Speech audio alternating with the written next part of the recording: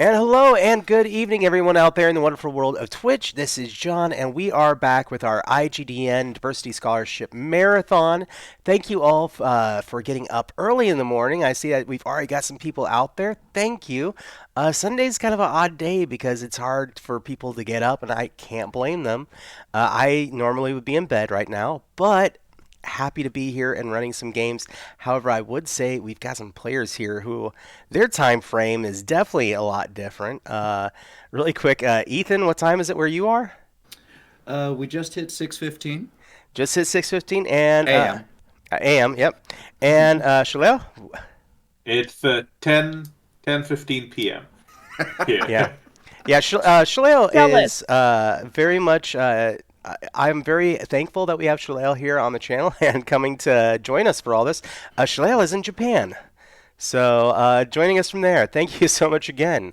But we also have joining us Taylor and Chris. Thank you both for coming on with us as well. So this week in the Rick and Rasp is hosting a marathon in support of the IGDN Diversity Scholarship Fund. 3 days and 35 volunteers answered the all call to aid. Now, who exactly is the IGDN? The Indie Game Developer Network is an organization that brings together and supports indie game developers. You'll see them at conventions like Gen Con, Origins, now GameholeCon, and more, bringing fresh new indie games. This year, over 400 games competed in their Indie Groundbreaker Awards, celebrating diversity, innovation, and originality in the field of game creation. One of its greatest causes, however, in my opinion, is the Diversity Scholarship Fund, whose recipients receive financial help to attend the game industry convention Metatopia and provide them a mentor in the industry to help guide them. So today, we all have a chance to help with this initiative and have some fun. So below me, right down here, you're going to see that there is a rotating marquee. Up will pop a GoFundMe address. So we're asking, please don't worry about don't worry about channel points, don't worry about bits. If you want to affect our story, which there is the opportunity to do, go to that link and spend $5 to $25. There will be a menu of things that you can do that directly affect the show. There is also a $50 reward and $100 reward, which I will talk about in this moment. But if you want to give the audience or give our players rerolls, or give them special items, or throw hindrances or enemies at them, you can do that through those rewards. The special rewards, $50 gets them a unique and unusual item or event that I've crafted for our story. And it's a one-time thing for the 50, and then for $100. The $100 reward is called Your Own Personal GM. So what that means is I have a lot of experience in games. And if you have a game that you cannot find a GM for and would like somebody to run, this is your opportunity to spend $100. And at some point in 2024, I will work it out with you. I will run whatever game it is that you want ran as a one-shot online. I do ask that it fall within the Rook and Rasp guidelines for community guidelines. I'm not going to run Fatal for you. I am sorry. That's just not going to be happening. But if there's a game out there that you cannot find a GM and you would like to know somebody that would be willing to run it, please just give me a call and drop $100 into the GoFundMe. But that said, this morning, and I'm so used to saying tonight because that's usually when our games happen. This morning, we're going to be playing Hunter the Vigil. So I'm going to be starting up a little bit of atmosphere for our audience as we get into the game. All right. So we have with us a group of hunters.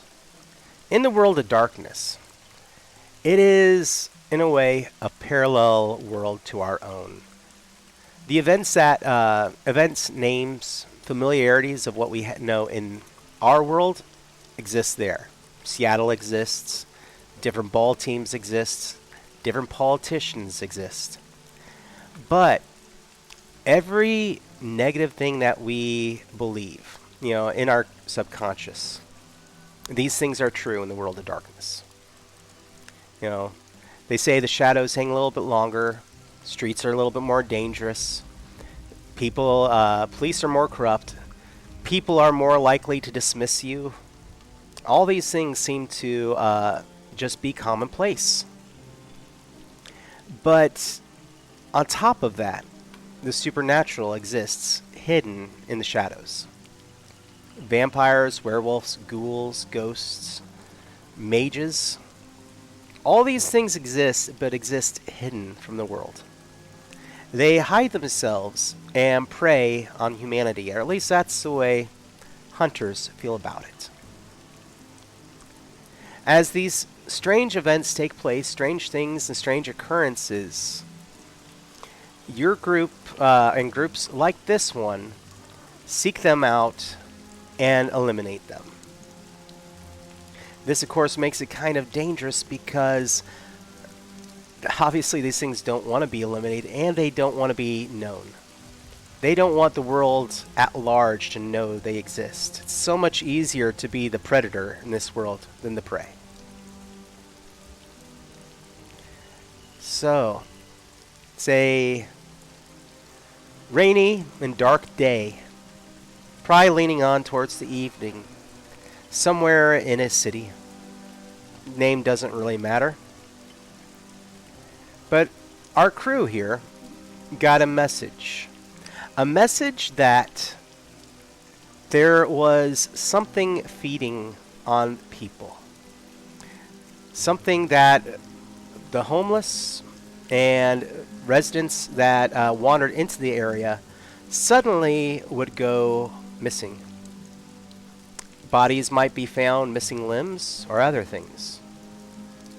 And a message specifically arrives to your member of your party that is part of Network Zero. Who would that be? Yes, hello. That's me, Carl. You get a message on your computer. You don't know who it's from. Somehow it comes through your email. And it just says there's activity at this location. And nothing else. Just that much of a description. Looking up the information or looking at that area, you find these listings of disappearances and things. And that is where we start our story for everyone here. Really quick, chat, if you do decide that you would like to affect the story and you do make a donation, be sure you drop it in the Twitch chat what it is that you're purchasing, and because sometimes you might drop $15 and be like, I want 3 of the $5 things. I will also note that for my players, Matt Orr from What Inc. Games has already purchased the table a reroll. So thank you, Matt. That means that someone here at the table can spend $5, or sorry, $5 sorry, been spent. You can spend a reroll and reroll a failed roll. All of your dice, not just one. So, thank you. Going around the table, let's go ahead and get some introductions. And I'll give you this opportunity. Do you want to meet on location of where in the general vicinity where you've been told to go? Or are y'all going to meet at a hideout or, someplace you all meet up? Because you are not all part of the same organizations. If you would like to meet at some place you consider neutral ground, even though you work together. Well, I believe that Carl would be leeching off of Wi-Fi from a coffee shop while getting this message, and then trying to orchestrate the crew meeting together at a neutral location, if that's okay with you, crew? Yeah. Sounds good. Responds in text. Yeah. You just get a very dry text of like, stuff's happening, meet here. I'm gonna give you an opportunity for the table. Would you like to describe the place where you meet? What do y'all feel? A cafe? A abandoned garage? I mean, like, Or a Denny's? I was going to say, like, I mean, Denny's seems oh so fitting. I'm not going to lie to you. Or a Waffle House. That's all of the things we need. There are no dark corners in a Waffle House, except in the World of Darkness, maybe. There's always a dark corner in a Waffle House. You've been to a Waffle House at 5 a.m.? There's always a dark corner. All right, so Waffle House. That long counter, the off-color yellow, the rusting chrome.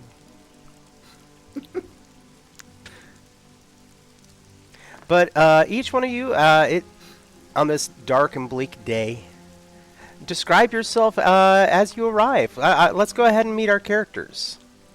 Give us a little idea of who you are and what role you fill. Anybody want to go first? I can go Okay. first. Oh, cool. Hit it. So, I play Jack Dean, the nervous detective.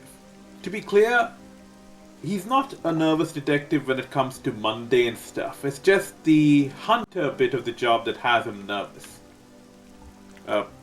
As described, he is quite a well-connected individual, and this has extended somewhat into his new career as a hunter.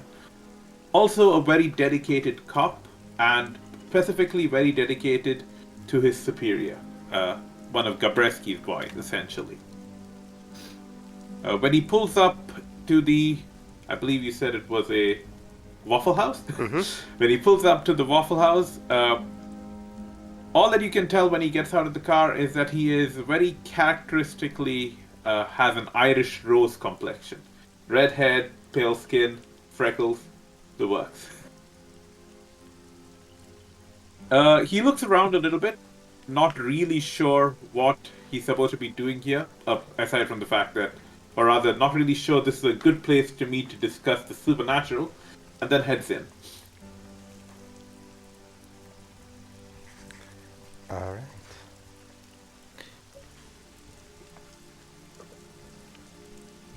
Who would like to go next?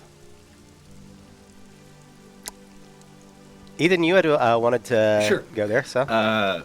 So after after Detective Dean has arrived, and I assume Carl, since he was the one who set up the location, a black car pulls up outside, and from the driver's side, a relatively hulking figure who has to lean out of the car to get out of the driver's side, wearing a black leather jacket, black pants, and a white shirt, walks around to the passenger side, where he opens the door, and a much shorter, with more boyish features figure gets out as he opens it.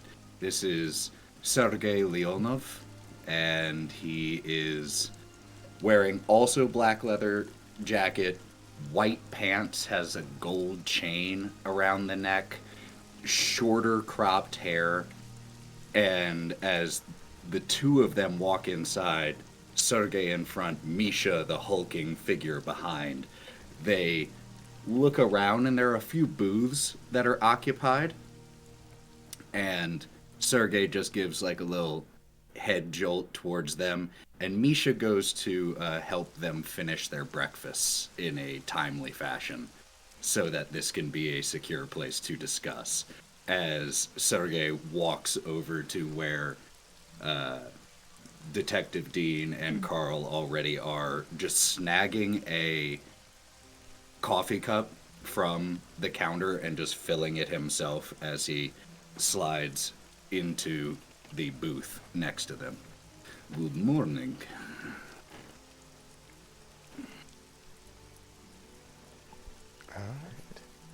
Chris or Taylor?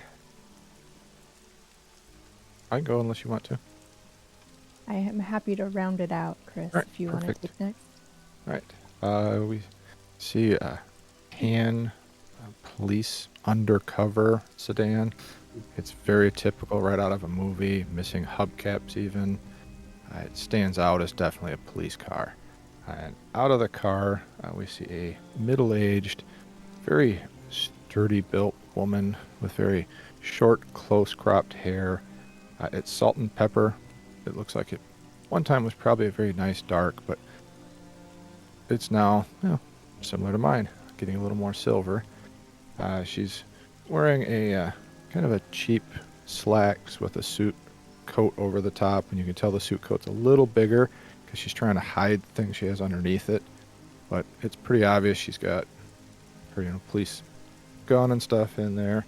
And she walks in front of the building and then looks around each corner and then walks in and sees her group and slides into the booth next to Jack. Good morning. Or evening. Jack holds up his coffee. The kind of impromptu cheers before taking another sip. Cheers, my friend. I have called you all here today. I am so glad you all made it to this awful waffle. You see Carl. He is chronically on his computer. On paper, Carl is a reporter, a journalist. However, due to certain events, Carl is not so much that. Always on his computer, disheveled as hell, probably leaning on the houseless side, very greasy, dark, long black hair. Clearly is a prisoner to his vices. And always typing. Carl is searching the internet for information. All right. Well, let's go ahead and get that out of the way. If you are searching the internet for information, go ahead and we're going to do our first roll. It's going to be intelligence with computers. I have so many D10s ready for this. This is a massive dice pool game. So, and also, does your computer is it part of your common inventory? Yes, I does do it have a computer. Does it list a bonus for it, or a value of any sort, like a .pip value? Let me check. I have a battered laptop, so +1 to computer rolls. There you go. So that'll be your intelligence plus your computer plus 1 from your laptop, and that total is your dice pool. 8, 9s, and 10s are successes, and 10s roll again. For those who are unfamiliar with this, that means that I have 6 D10s according to my character sheet.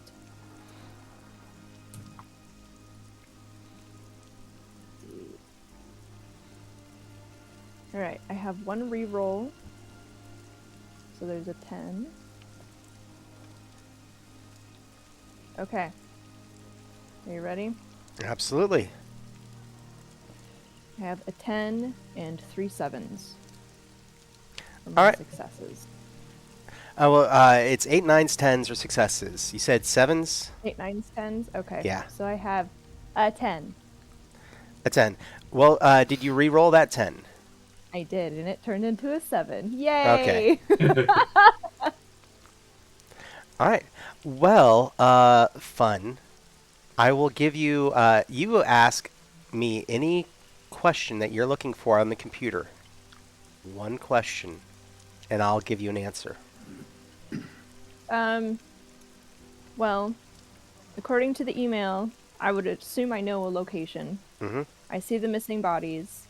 And I'm also assuming that most of those hack reporters probably haven't been giving all of the information on what the wounds on the bodies that have been found look like. Mm-hmm.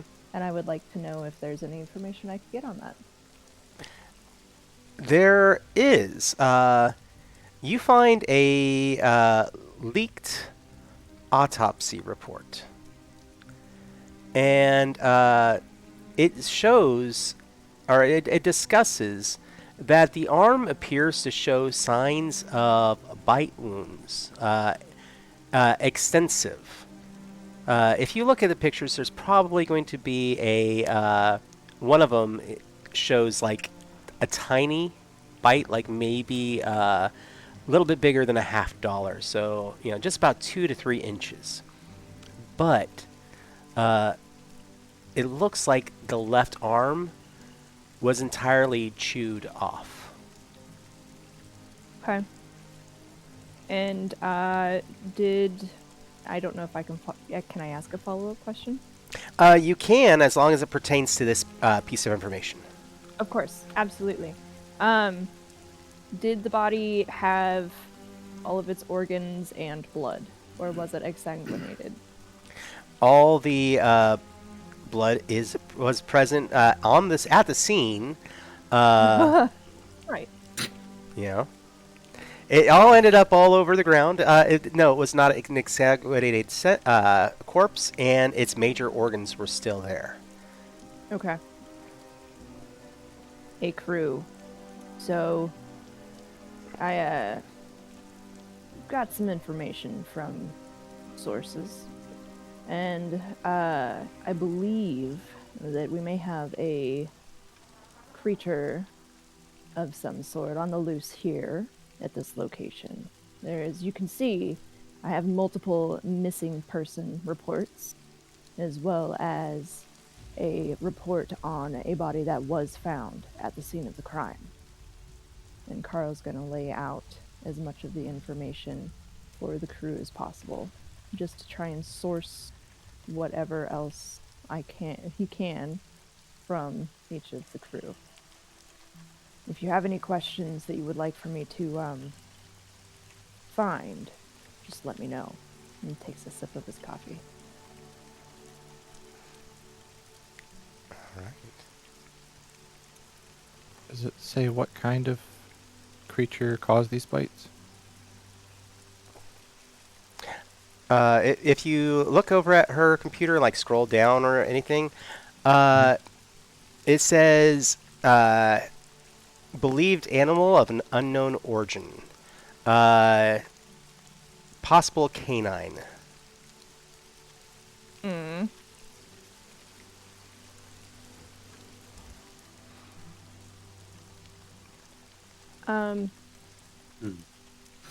Due to that, Can I use? I apparently have science forensics.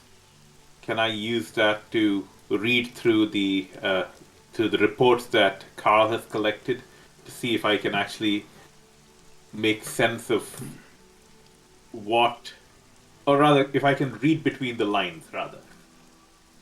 Because Absolutely. forensic means it's technical. Yeah. So I have 1 point in science, and what do I combine with that? Would that be intelligence? For forensics, let's go. So it's going to be a mental, and it's going to be intelligence, and you can use academics or investigation.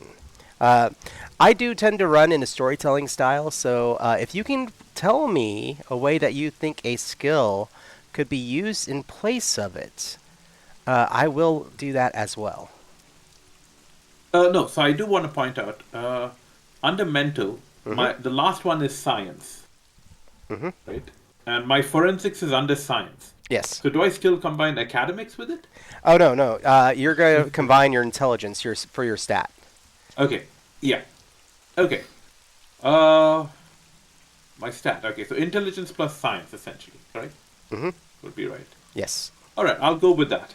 Let's see what it comes out. First roll. Okay, that's 3 pips, so 3 die, and roll 1 success. All right. 3, 5, and 8. 1 success.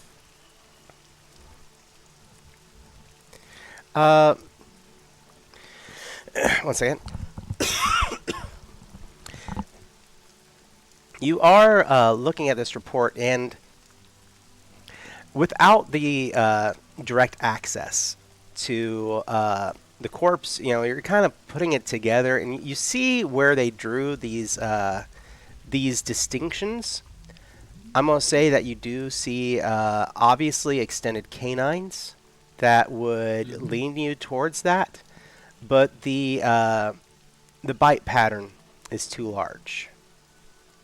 So if this were a dog or a wolf, this would be something bigger than average size. But it's also quite possible that this is hominid. Mm-hmm. Right, so I let the others know that, well, bite-wise, the only reason they think it's a dog is because it has canines. That doesn't really help us, doesn't really support the facts, at least where we come from, or what we deal with. Have there been other attacks by this creature, or is this only one that you have, Carl? Say that one more time. Have there been multiple attacks by this creature, or is this the first one that you have found? The sources are indicating that this seems to be a pattern, as far as I can tell, especially with how many missing and or dead there are in this location. And these are simply the ones that we have heard about. If you give me a little time, I could reach out to some of my contacts, see if perhaps there have been sightings of anything or any additional bodies that have been found and, well, quietly disposed of rather than being reported. But will take me a little while. It's early. Most of my contacts like to sleep in. If you have any eyes on the population that do not have houses as well, having some sources in that area would be good. I'm not nearly as well connected there as I'd like to be. And as for our wonderful Leos, can I ask that you perhaps see if you have any information from your respective collective, so to speak? And as Carl mentions Leo's, Sergei just cuts his eyes towards Taggart. And there's just a moment where you see Taggart look, or where you see Sergei looking Taggart up and down, and there's just a little invisible tension going that direction there, but lets it go. Please remember that we are a crew, and we do have a job.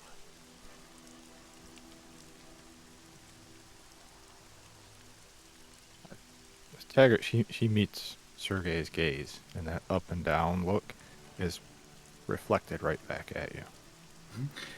You being a experienced officer, even without being one, the sidearm on his hip is not even concealed. Like, his jacket is tucked behind the gun so as to very deliberately expose it. She acknowledges that.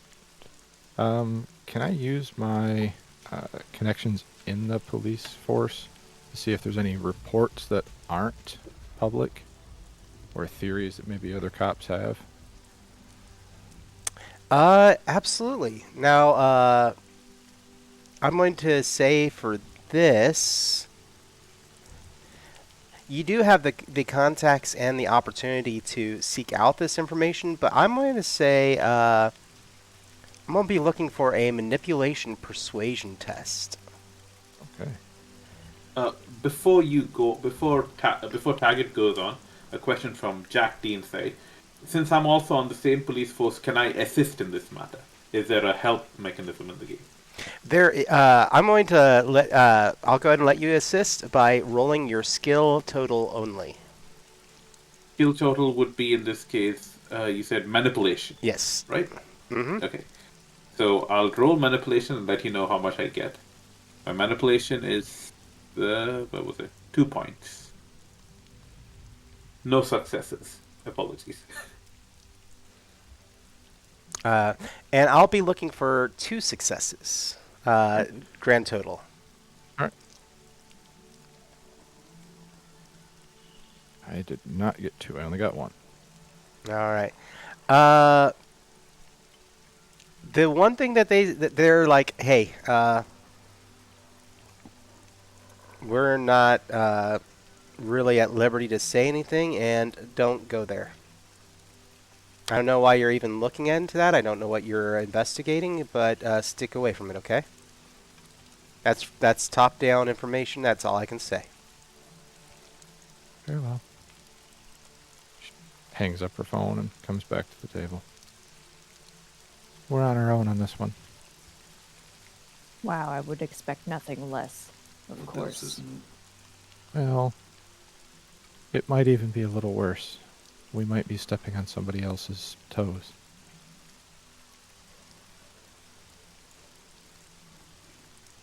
By the time Taggart has returned, Sotoge actually has multiple flip phones that he has opened and has started texting people. Okay. So attempting to use my street and underground connections to see if can get any information, if there have been any sightings of anything that falls into this, any additional bodies that have been found, so maybe we can try to at least narrow what area we have to look in to try to find this thing. All right. Manipulation streetwise. Unless your ability listed has a different role for you. So I do also have professional training, which lets me use manipulation plus persuasion or socialize to try to utilize that, specifically looking or talking to dealers and gang members, who I figure I can also... Sergey can convince some of his members to go around and talk to some of the people in encampments and things like that, see if he can get any other information. But it will take a while. This is not immediate resources. So, manipulation... Where the heck is manipulation? Why am I not seeing... Third column. It's in attributes. Oh, okay. Yeah. Oh, that's why. Duh. So manipulation, and then either persuasion or socialize. So I will use socialize. So that gives me a total of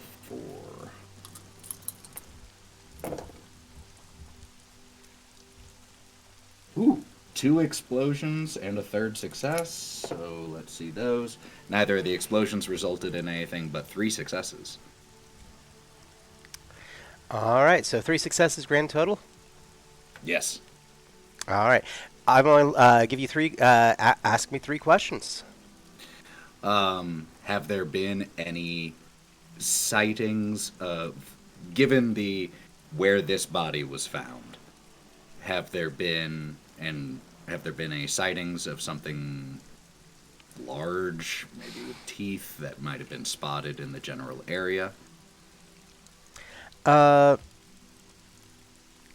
Not so much sightings, but people have heard things. Okay. Screams and calls, but not of a nature of pain or fright, but more of rage. And if somebody shakes down like an encampment or transient people, they Let's hold up. Not shaken down. We got some respect. We're going in there polite. We want to maintain a good relationship here between our group, our crew, and them. So, well, they will be like, "Hey, this is what we heard. We left. Word on the underground is just not to be there. especially after dark. Not to be where? And they list off a section of town that is factories feeding into a train station that was once abandoned. When the city was first founded, a lot of the industry centered on that train station, but as industries changed, that entire area was kind of abandoned. It's much cheaper stuff. A lot of contraband moves through there nowadays, but otherwise, yeah, it's that darker, seedier industrial side of town. And at the same time, there were once a lot more transient populations there that just because opportunity for squatting. For my third, any questions, crew, that we want answered from this? Is there Is- any? Sorry. go Sorry, ahead. Chris, go ahead. I was gonna say, is there any particular segment of the population that's being targeted? I'll use one of the people that I managed to get in contact with, see if there seems to be a pattern at all through those who have been targeted by this.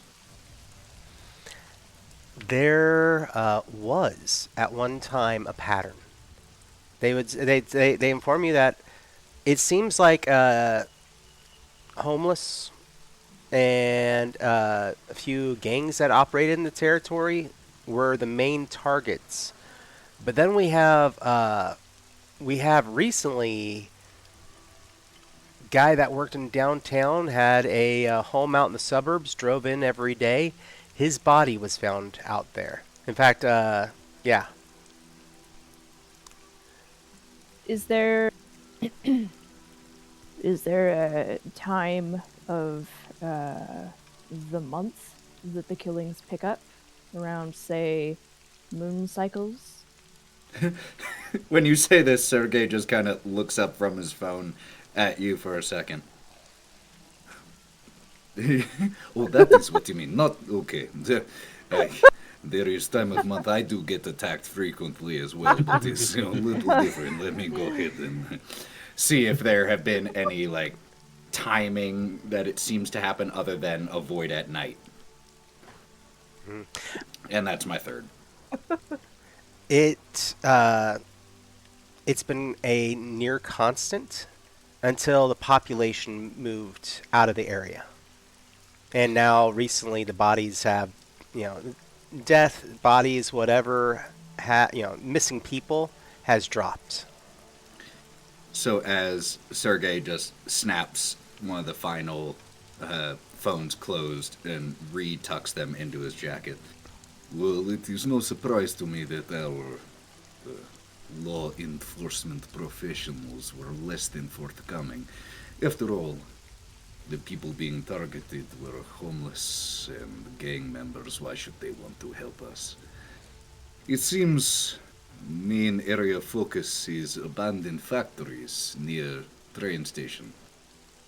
Do not go at night, they say.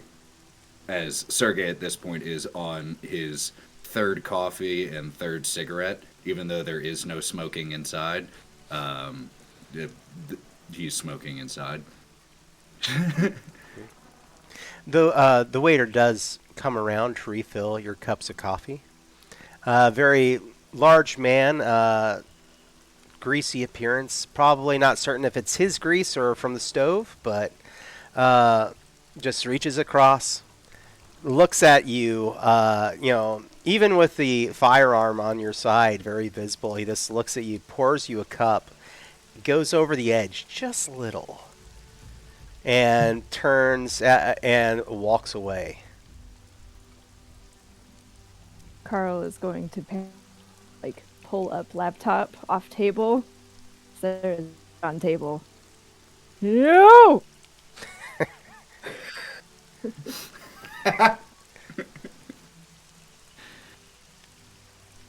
So at least it seems like we have a area in which to focus our efforts. Huh? Yes. So it would seem. Well then, takes one last big drag and puts it out on the table in response. Stands up with Misha just kind of straightening his jacket and waiting for Sergei. Shall we meet there? What time? Well, the responses that we found said avoid at night, so perhaps a little before night falls, so that we can conduct some investigation before whatever it is wakes up or returns to nest. Sounds amenable to me. So Wow, what? you guys, amenable. You not heard amenable? It means we are good, amiable. See that? I agree with this. Sergey, please. So, we will be meeting there a little bit before night. While we are all preparing, I will be seeing if I can find anything else on these patterns that we have uncovered. Thank you for using your connections. Taggart, I'm sorry that you didn't really get anything from yours. I suppose we will be seeing some outcomes from that as we go through our paces here. It's possible. I'm ready when Sergeant, you are. Are we going to have to worry about interference from Don't we your always? friends now that they know that you have been asking questions? Either that or they will steer completely clear. Yeah, we are not exactly famous for flouting orders. So they have no reason to believe we would. That is true. We'll just have to see. All right. Well, as it always is, it is a wait and see game for this. So keep your heads on a swivel. Bring what you can, and please remember, you guys go first into the buildings, not me. Always. Sergei makes You a got it. leave, gives a wink to one of the waitresses who is still on shift, and just heads out the door with no further word to you all.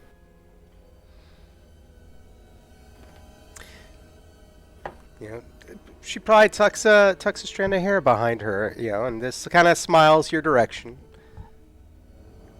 Walks over to the table to see if any tip was left, and probably is disappointed by what they find, but They probably find Carl eating all of the rest of the food off of everybody else's plate. No, never leave bacon, damn it. so, you're all going to try and meet up the next evening, or later that evening?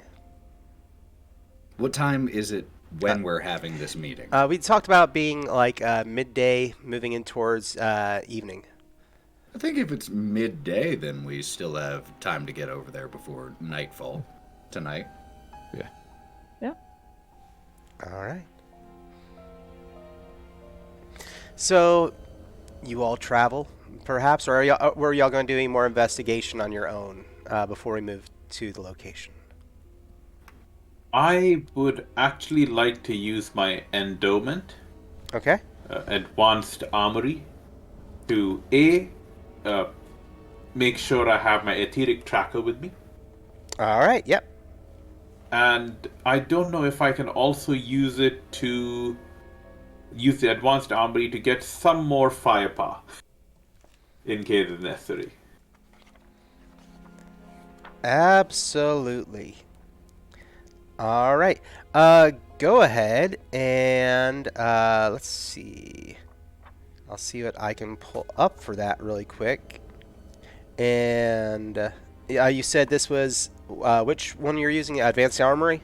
This is my merit advanced armory. Yes. Advanced Armory. All right. Okay. Go ahead and give me a presence persuasion. Presence and persuasion.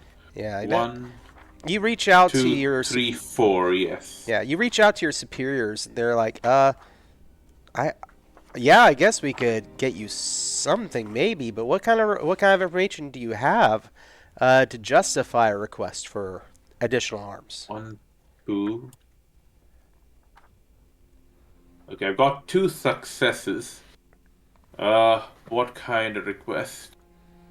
Oh no, I'm not looking for additional arms. I'm just looking for additional, how does one say, a little varied ammunition for my handgun. I've got a Glock 17.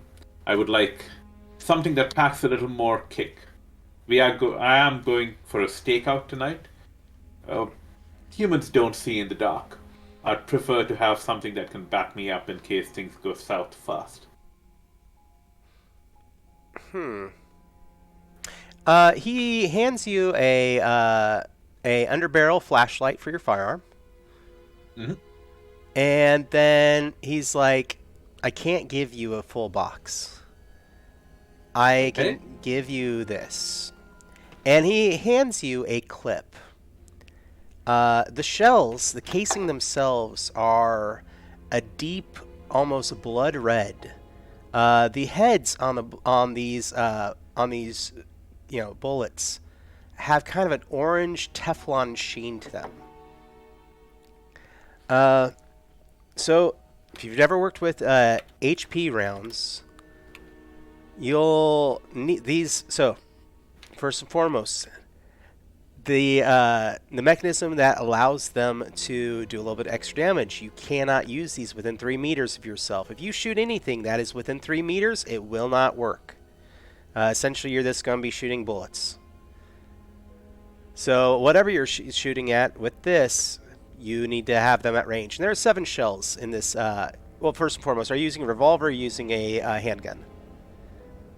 A Glock 17. I think that is a handgun. Yep. So that is 7 shells in a clip for that.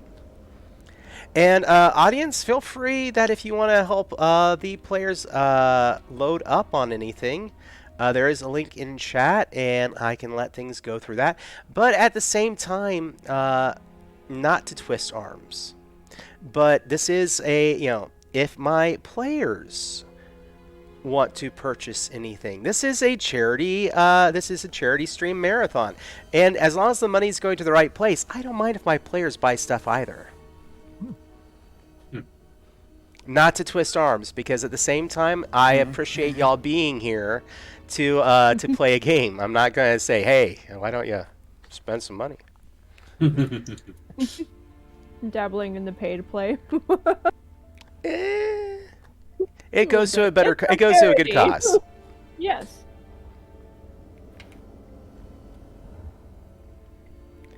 Yep.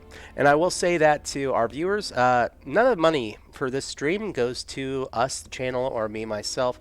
This literally, everything that goes to the GoFundMe goes to IGDN and for this charity. So, yeah, just want to toss that out there.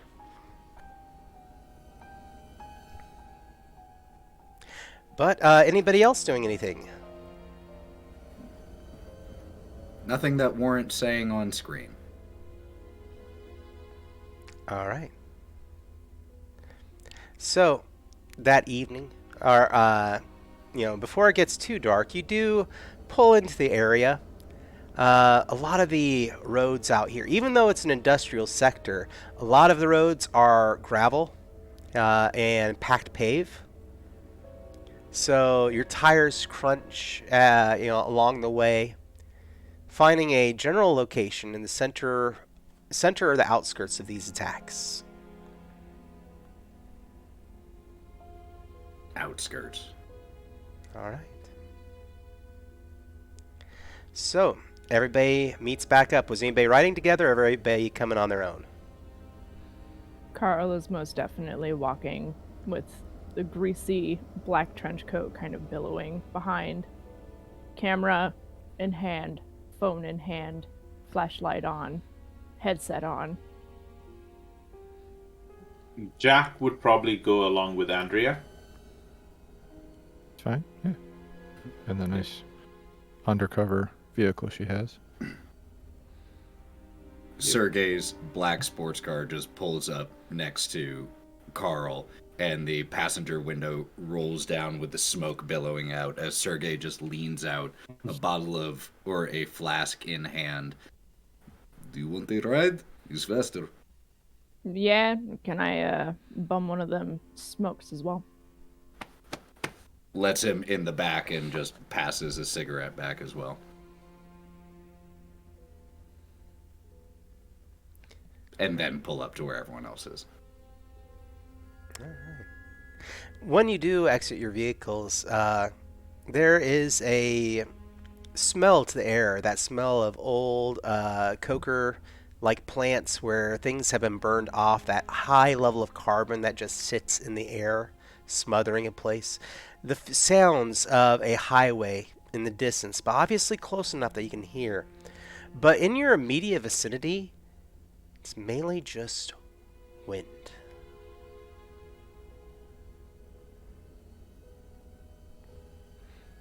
Sergei pulls out his sidearm really quick and gives it a little check over, make sure that got a full clip and everything before tucking it back away. Is there anything y'all are doing to investigate once you're out here? What are y'all going to be looking for specifically? Do we know like where one of the crime scenes would have been? Absolutely. Especially for those of y'all on the police force or with access to that information, you know exactly where each attack either happened or where a body was found. Perfect. Andrea's going to head straight to one of those, looking for. Are there any indications, like on the wall, like claw marks or footprints or anything like that? All Could right. give us a direction that maybe it came from or is heading to. So I'm gonna say with that, let's go with a intelligence investigation. Any of y'all who wish to assist may roll your investigation as well. Oh, fantastic. Also adding intelligence? No, just your investigation. Just investigation. You're assisting them. Just investigation. I have crime scenes specifically. Is that still okay?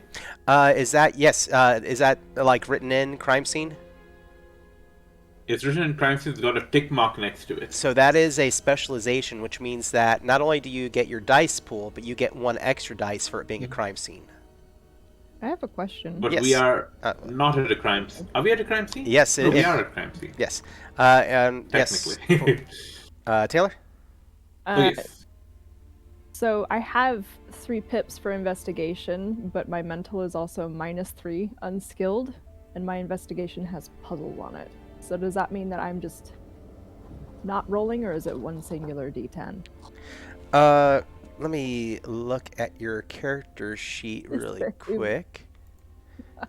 I figured Carl would be assisting in the investigation because he is catching everything on camera. Alright, let me pull that up. Isn't unskilled only if you don't have any pips in it?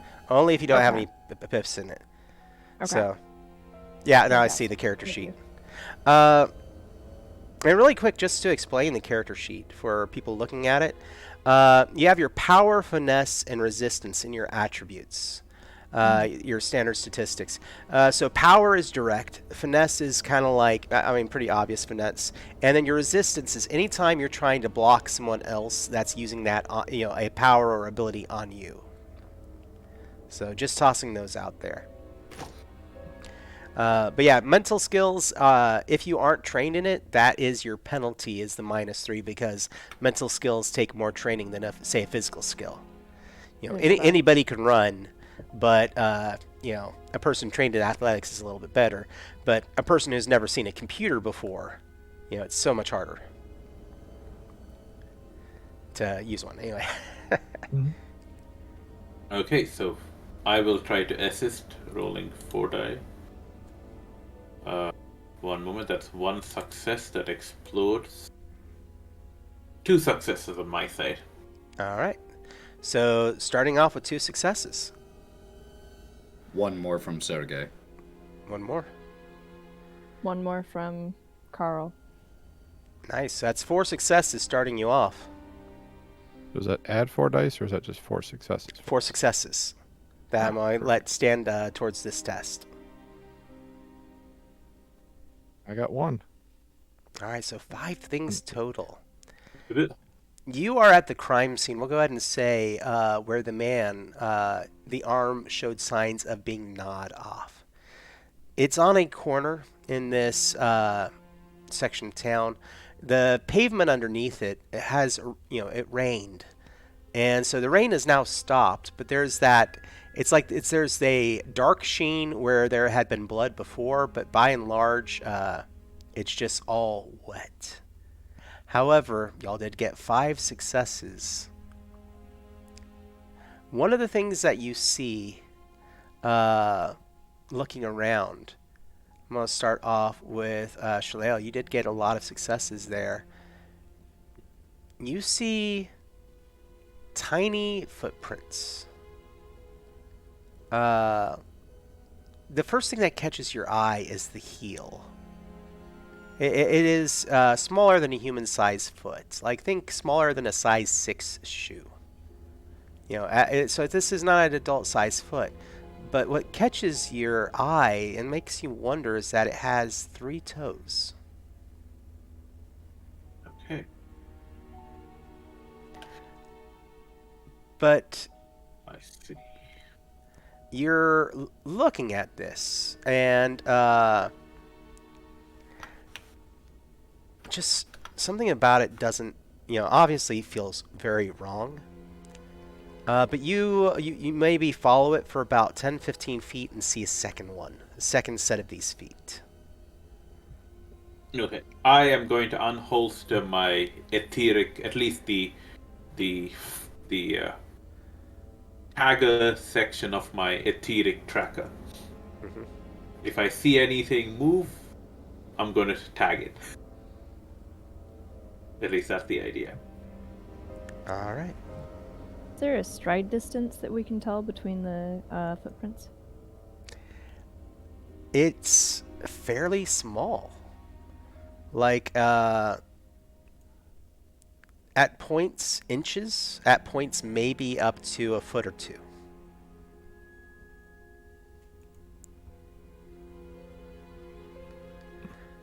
When these, 2 sets of footprints are tagged and laid down so Sergey can see it, he just...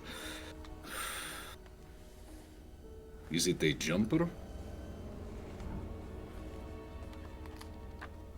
Or a runner? That is big gap between... Because you said that between 2 of the sets of footprints there was 10 to 15 feet, right? Oh, no. Inches. Oh, at first I thought you said there was... No, bigger gap. So it's one of those things where it's not the stride; it's how far it takes him to travel to find another set, and it becomes evident that there are 2 sets of feet here. That's what you kind of lean towards, or this whatever this creature was spent a bit more time in the area, and probably. Could have circled back. Can we tell, is it 2 feet or 4 feet? James, can you please? Or does it have 2 feet or 4 feet? I'll say with the all successes, it looks to be 2 feet. The heel pattern, and the fact that you're not seeing the feet, like the prints crossing over, or ending up on the same parallel. Yeah, this is a bipedal thing. Okay. I would like to use Jack's tactic of profiling. And that requires the secondary... So the dice pool is for Jack, intelligence and investigation, and for all secondary actors, which is everyone else, wits and investigation. And so the idea is, across different scenes, they collect data by rolling wits and investigation contested against the monster. And once we have sufficient data, I roll intelligence and academics to try to come up with a profile of what we're tracking. All right. So, If I understand properly, I cannot do the secondary roll, right? I'm only the primary roll. Or can I also collect? No, I don't mind if you also collect. Okay. So, and which character was yours again? Mine is Jack Dean. Jack Dean. Sorry, The I'm having to. detective. Yeah, no worries. I'm pulling through the special write-ups, just double checking everything. Okay. Yeah. If I do this, I get, since this is a crime scene, I get 8 dice. So I don't know if I should be able to do this or not for secondaries. But yeah. Well, you should. So you're going to do the primary roll, and then you'll do the secondary roll as a separate. No, the primary roll is what comes at the end, from what I understand about this. Yeah. Oh, okay, I see now. It's a tactics roll. Yes. Yeah, okay. So does anybody else want to assist with this? I will. I'm not the greatest at it, but I'll try. So, just before you start rolling on this, just know that you can use this your secondary roll once per scene, up to the number of pips you have in investigation. Once it is. There we go. Yeah. And I'll let you actually go ahead and handle that while I look at the success.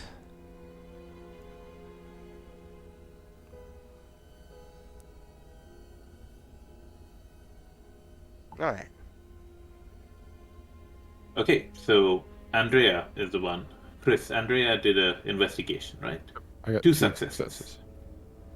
And that has to be, if the monster knows we are tracking it, or if suspects we are tracking it, it has to be contested by wits and stealth from the monster's side. And they are not aware. Okay, so that's 2 successes. Okay. A number of times per day. Is that in-game day? Yes. Okay, alright. Okay, anyone else want to help me out with this? This would involve doing a wits and investigation roll on the scene. And again, I will ask John now. Now that you know this is a tactics roll, should I be allowed to do the secondary, or do I only do the primary? Technically, because tactics is about interacting with other people, other people should be doing the roll. Okay, got it. Fair enough. I can wait for. Yeah. I thought Sergey adds 1. Okay.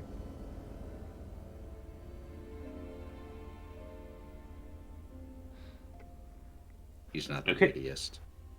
I don't think Carl would be good for this role, but after we get more information from it, I can follow up with the information.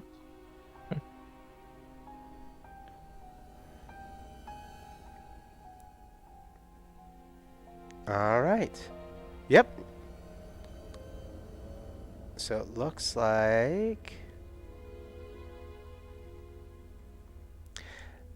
information that you have gathered, and if you part of it having a computer and compiling, doing a quick little bit of research,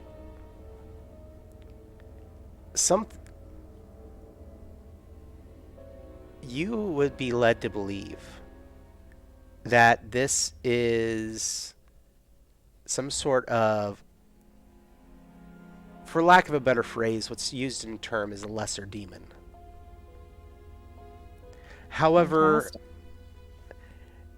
it's the MO for this sort of creature, especially when it becomes tangible in the real world, is that it's brought on, it comes for suffering. Hence the pattern of attacking those it's been attacking. Mm-hmm. And it There has to Oh, be some sort of before you, effect. Yeah. sorry, John, is this part of the tactics role? Because I didn't do the actual primary role yet. Oh, sorry. I thought that was going to be the total. No, no. And the thing is, from what I understand, this can be done across multiple scenes. It So I was can, thinking, yeah. but So I was thinking maybe, okay, all yeah, right. Since you just started, yeah. okay. One question, Hmm. Taylor, does Carl have two in computers Let me at check. least? I have 4 in computers. Okay, because with I a- definitely need your assistance for my role. Without Okay. that, I can't do this role myself. Yeah, I can definitely help with that. I also Okay. have 4 in encyclopedic knowledge as well. I need someone in cell needs to have 2, and someone needs computer 2. I have investigation 3, so that's good, and you have computer 2, so you can assist me. And I roll. It is what is it? It is intelligence and academics.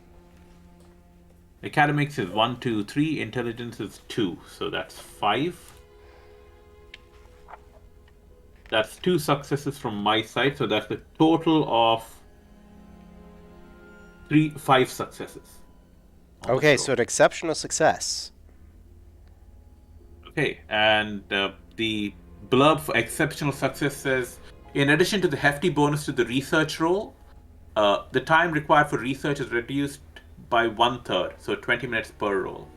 So it basically says by assembling this profile, we can begin a research task, whatever that may be. That's what I've pulled up. Yeah. So, and all right. Just because of the time frame and one shot, since Yeah. we've only got about 4 hours for the game, we're already at our first hour and a half. You pushing things along. You begin to that profile of that being that lesser demon that has become corporeal. The problem with it is that it can't be. They're brought by suffering. But more often than not, they are. It is an act by something else that brings them. Like a summoning? Either a summoning or something so horrific that they then arrive. They're like a side effect. Yeah, it's like they're more like moths to a flame.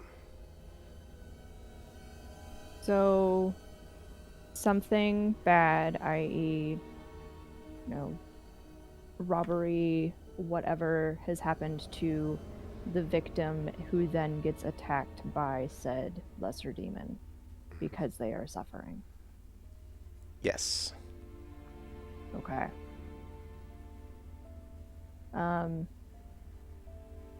I know we're moving this along. Does that mean that we have removed ourselves from the scene of the crime for the evening, or are we going to continue to investigate? Oh, I think. I mean, I don't think we're backing out, as far as I know. No, not backing out. Taking the night off to regroup. Okay. Yeah. Do y'all? I think overall, what you're asking is, do you want to not be here tonight and then come back and start again in the daylight? Is that what you're asking? Yes. Carl is, while also just a little on the nutty side, is his virtue is faith. Therefore, with it being a lesser demon and having profiled that, probably wants to go and see if he can go and get some information from the church. Well, I think once we narrow it down, Yeah. Andrea's going to ask. So, how do we get rid of it? Well, There's just this sharp clicking sound of the pistol, just the slide being pulled back and then put back in. That's the entire way that Sergei answers. the only way I know. The only thing. Oh, sorry. No, Please you go ahead, Carl. Philly. It's okay. Go ahead. Yeah. So the only thing I'd like to point out, and this is kind of leaning into my common sense merit, is we don't know if there's just one of this creature or more, so we probably want to find out where it's hiding before we make any absolute moves. Oh. We know there's two. Because you found 2 sets of footprints. So there's 2. 2 sets of footprints of the demons, sure. But something else got them here, and if we are going to hunt that down, we need to make sure there's only one of them. Oh, so you think that these aren't just random attacks, but targeted in order to actually have these demons appear? Oh, no. The way I'm looking at it is that these are like the demons are like scavengers after the actual event, is what I'm figuring. So Much like a my lamprey. thought is, sure, we can hunt down the demons, but they are not the big game. The big game is what was creating such suffering in order to draw the demons here. And if you're going after that, we want to make sure it's the only one around. And there's no surprises it might have left behind if we meet it here and take it out. Carl, was there something you were going to say? Well, actually, after Jack made that very good point, I have changed my mind. I do think, though, that we should see if there's any surveillance around in this area, as they are warehouses, and I'm sure that people are trying to control who is accessing their warehouses. I'm wondering if there's some CCTV. We might be able to catch the original perpetrator. I know it is a little bit more difficult to catch demons on camera, but whoever is going around as the primary actor might be able to be found. And you said something about them being drawn to suffering, and that is what made you think that there was something else here other than them. Yes. Have you ever lived on the streets by chance? I've heard stories of my grandparents having done so, but I have been lucky enough not to have done so. There is already enough suffering here to go around. I do not know if another monster would be necessary to generate suffering amongst the poor folk who have to hole up here. Oh, And even as you complete again, that sentence, you hear in the distance a scream, but more some sort of mix between a scream and a roar. Oh, we running. As look, like right as the scream starts and people start to tear off, Misha just is already in everyone's way, and he is holding 4 shot glasses that are full of a clear liquid. And as people are starting to head off, he just distributes them. And Misha takes it and goes, "Do not fucking die." And takes the glass and is going to use moral support. So that before the next scene. So for secondary, that is wits plus expression, and for me, that will be presence plus empathy. Wits plus expression. I can support with 3 dice. Well, let me try that out. No successes on my side. In fact, I got a 1, if that actually counts. So. All right. So you. All right. So you're using the endowment or the tactic moral support, yes? Yes. All right. Moral support, I think will help. All right. And how many successes did you roll then, Ethan? Me, I got 2. I threw in 1. 3 and 1? I got no successes. In fact, I got a 1, but does that count as a negative? Nope. Since it's assisting? Yeah. Okay. Yeah. The nice thing about World of Darkness is that they don't really take away from you much, except before the rolls. A lot of times the penalties reduce your rolls, and it's only when you end up in a chance roll and you roll a 1, that's the moment that you really hit bad stuff. That's your dramatic failure Okay. point. But we're going to go ahead and say you succeed. So then what that does for everyone, just so you all know, since I rolled 2 successes, is you will add 2 to your resistance traits for the purposes of countering mental or emotional supernatural attacks. Yeah. And Chris, you added another one, correct, with your roll? Yep. All right. So I'm going to go ahead and say for his part of the roll, let's go ahead and give you all an additional point of willpower. Okay. Is that above what our potential maximum Wherever is? you are currently, go ahead and put one more pip. Oh, shit. Sorry, which one was this? Willpower. Willpower. Okay. That's Let's one go, more box. let's That's go. great. Okay.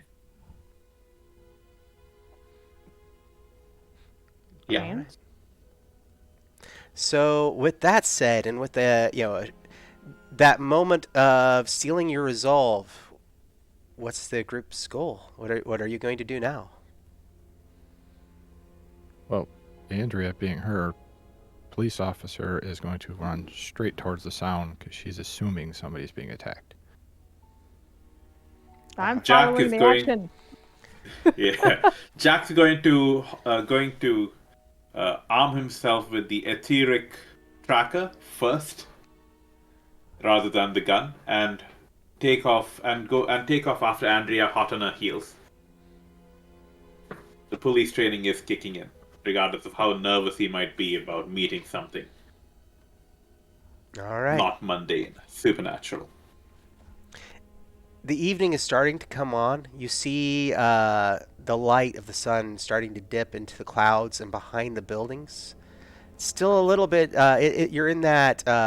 What do they call it? The twilight moment, where the shadows are stretching, and you are running towards that sound.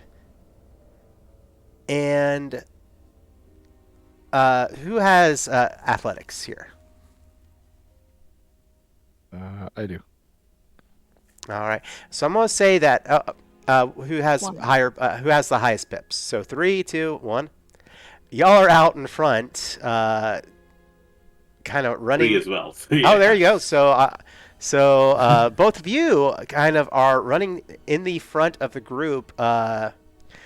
So Taylor, are you keeping up with them to some extent? Are you going to let them lead the way? Are you even wanting to go right now for your character?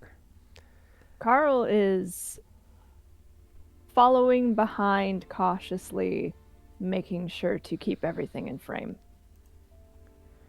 All right. So there comes this point as you're running that the wind picking up. It's so quiet out here, but just ahead of you, you see for the two of you in front, you see movement. For Shoulael and Chris, your characters, you see movement. You catch the shadow of movement in one of these buildings. How are you Okay. going to be reacting? Direct line towards it. Still running towards it. Whatever it is, and with all of you running, you're coming up. You're running onto the pavement. Pavement here is broken up on the ground, but there is this building, windows bashed out, and you're stepping up to it, and something is slinking across the floor. And whatever it is, running up to it, running in, towards that building, it stands about 2.5 feet tall, bald, Okay. unclothed,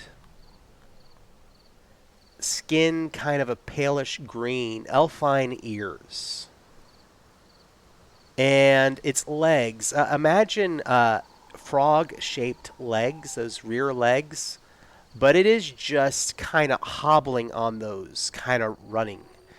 Those those extreme bent knees, angling out in front of it as it tries to trot through this building. It looks over its shoulder at you and snarls.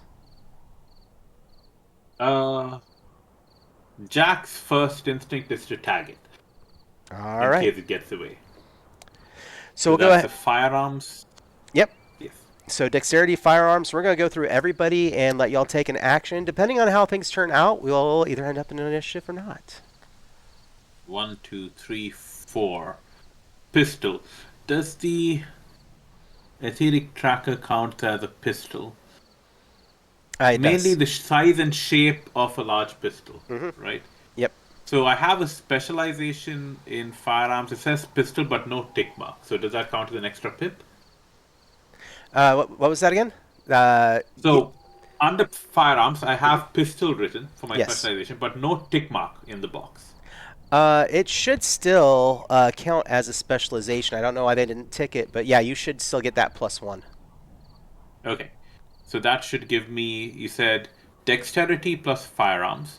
The Glock is supposed to give me +2 to any firearms check, but only when I'm using it, correct? Okay. Yep. Rather than any other gun. So Yeah. this would be a flat 3, 4, 5. Let's see how I do. Roll it. 1 success. 1 success. All right. Yes. Really quick. Let's see if it's dexterity. Because you're going to be up. Oh, you're up against its defense. We'll see how it does. And I always like to. I ought to take pictures of my rolls. I roll like Will Wheaton. No successes. Okay.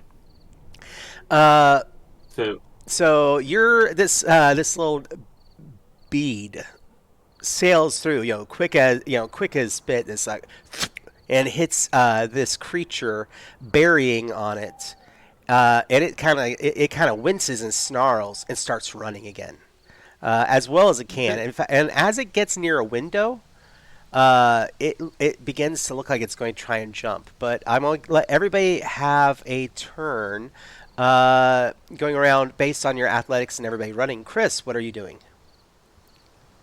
Do I think this is what caused the crime scene? It would take a lot more than just this. There were tiny marks on the body of, gnawing and teeth marks, but it would take more than this to take down a person. That's what you're believing at this point. Got it. So Andrew just looks over at Jack.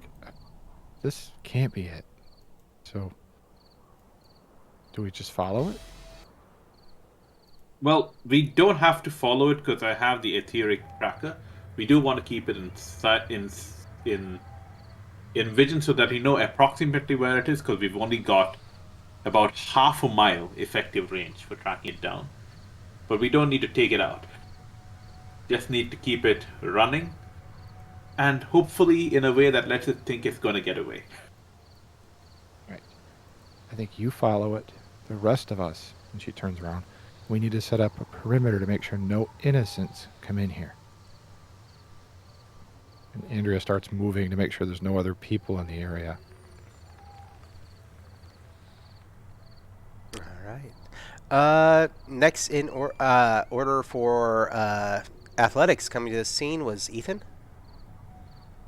Sergey and Misha have both just taken a position like behind crumbling walls, both with their firearms out, and they're both just currently waiting to follow the others, knowing that it has been tracked, hearing that it isn't large enough to have done it by itself, going to let Taggart do her thing, and is just waiting for the next move to follow behind. All right, and Taylor. Carl's gonna be recording the situation, but also kind of dropping back away from the creature and any other possible locations that another creature could be. especially if we don't know if there's another one there or if there's anything else in that building. All right. All right, and you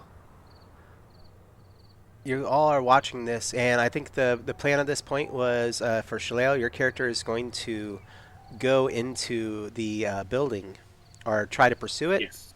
All right. Basically, what I'm going to try to do is use my firearm Mm-hmm. and shoot at it, but deliberately trying to miss it. In the sense, giving it the impression that either I'm a bad shot or it's doing a really good job of dodging. All right. You you see this creature, and you're going to make that shot, and like you said, deliberately miss, or at least make it look like you miss. I'm not going to make you roll with that. Mm-hmm. And honestly, in its mindset, this creature doesn't even regard your firearm. It's looking at you. But then it turns back towards the window where it's kind of trotted off to, and those legs rapidly expand, and it kind of sails through the air a good 15 feet up. And its limbs are just. This is the most chaotic. Like imagine a baby bird falling out of a nest. It's that kind of flailing limbs as it kind of goes through the window about 15 feet up. And you hear a little bit of glass crash and break away, but it has jumped through a window on the side of the building, and it starts trying to trot away again once it lands. That kind of very comical trot as this starts running within reason. I mean, it's only taking like 4 to 6 inch steps. But rapidly across towards the street. All right, so turning it back over to y'all, what are you going to do with this information?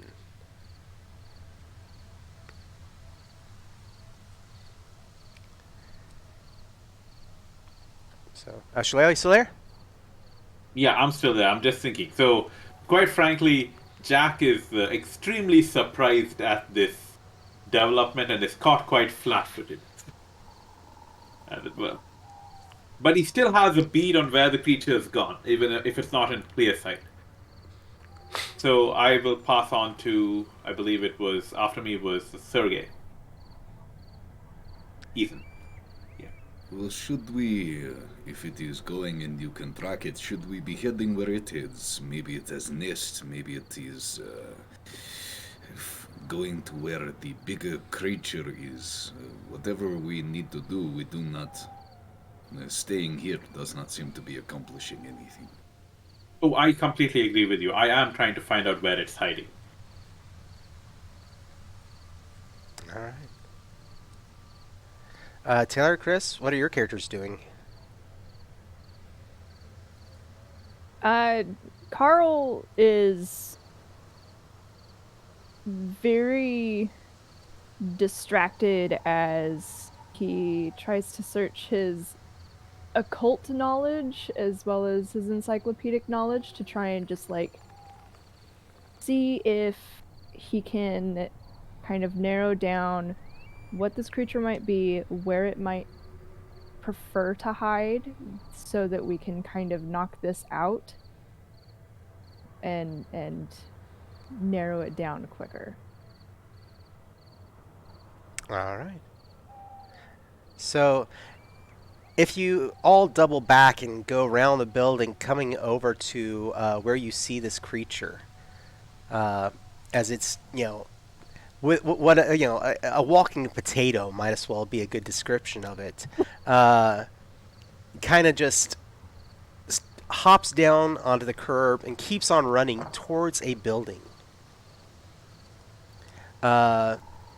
This building stands out from the others. A lot of warehouses in the area.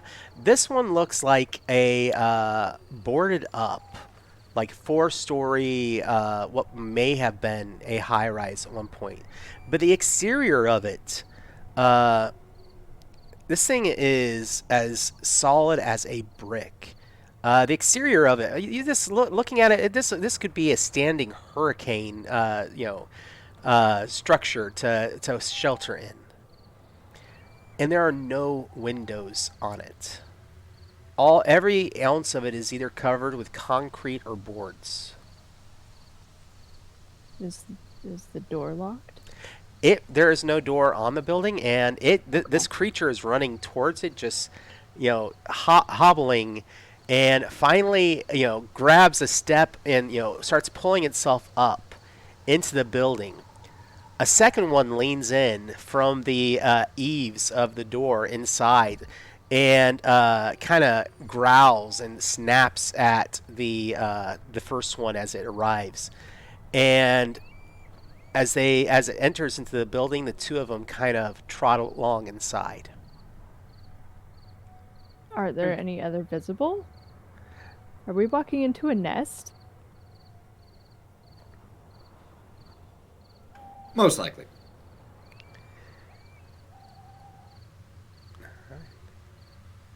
Carl's gonna drop back behind everybody. Yes. All right. As are y'all going to be approaching the building? Sergey will definitely be approaching, yeah. Jack will be going rather slower because his instinct now is to get the tracking device itself to confirm that the creatures are inside the building and this isn't some kind of a front, a dodge. Looking at it, you see the image of the I'm figuring that the tracker is kind of a two-dimensional image, almost like a radar, not giving you like three-dimensional ideas of It's where a it could be. handheld scanner, yes. Yeah, it's not going to tell you where it is in the building as far as like if it went up a floor or two, but it is here. But it's in the building or not? Yes. Yes. Is the question. Yep. Okay. Do we know? Is there any way of defeating them or hurting them? Like the sunlight, holy water, fire, anything like that? Are they susceptible to that? If somebody has a cult, they are more than welcome to make some rolls on that. Got you. So Can I roll in my knowledge on top of that, or is it only rolling a cult? what is so for your character? Let me pull back up. I'll pull it up as well. So you're asking to roll for mental. You want to roll. What? I see you have a cult. Where? What's the knowledge? The encyclopedic knowledge. It would say, Yep. confronted by a situation outside his normal realm of knowledge, may roll his intelligence plus wits to produce a helpful fact about the given topic. Okay, that'll be Can I a roll separate. those That'll be a separate roll. Okay, so if my occult doesn't go well, I guess I can ask. Yeah. Okay. All right. So let's go ahead and start off with that occult intelligence. Okay, occult intelligence.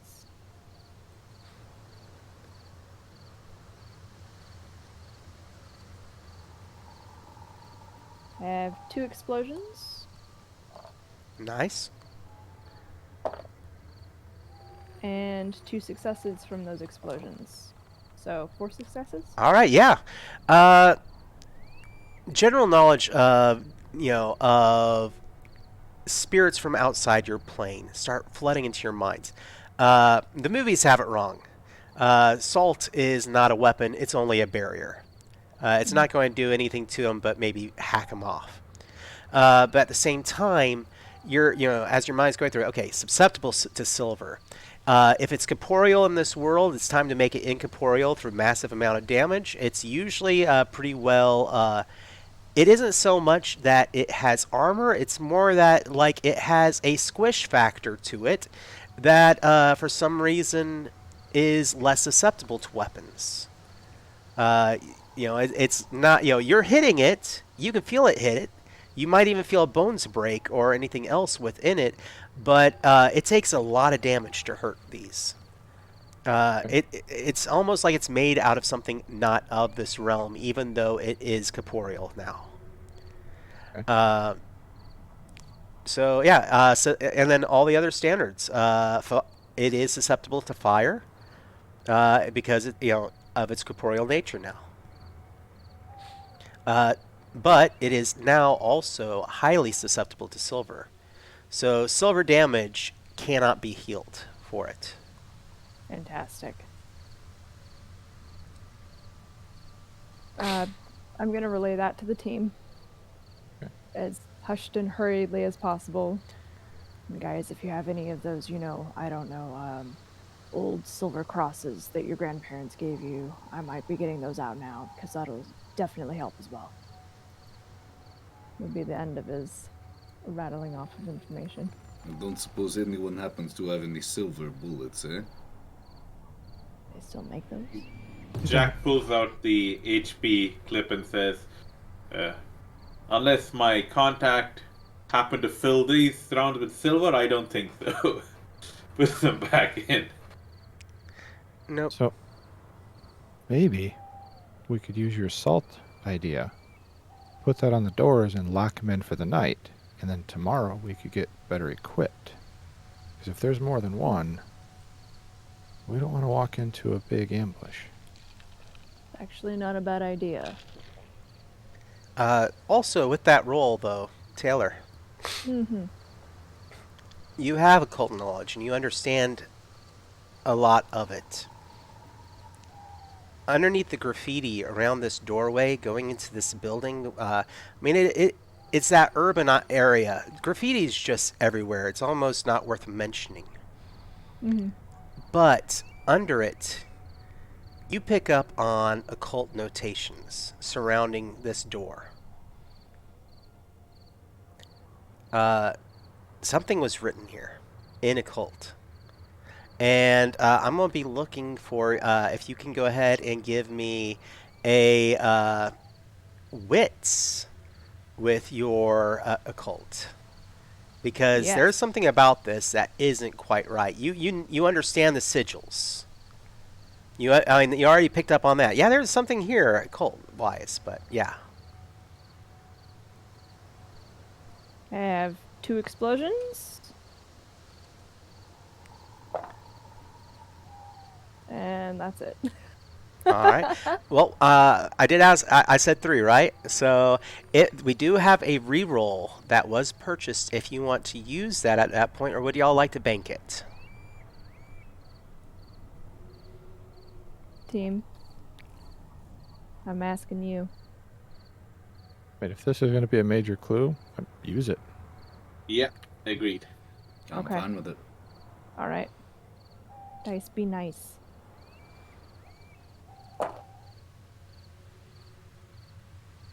Okay.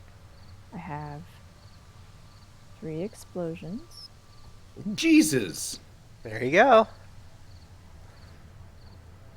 And then 3 failures. Okay, so three successes Yep. overall. Thank you, guys. And thank you for that re-roll. Yep. That was for Matt. the person who donated. Thank you, Matt. All right. So this occult writing, it is written in a circle over the portal of this doorway, and the interesting part about it is its targeting. This is not a summoning circle. This is not a circle dealing with demonic planes or shadowy entities. This is a barrier. This is a barrier to hold the dead within.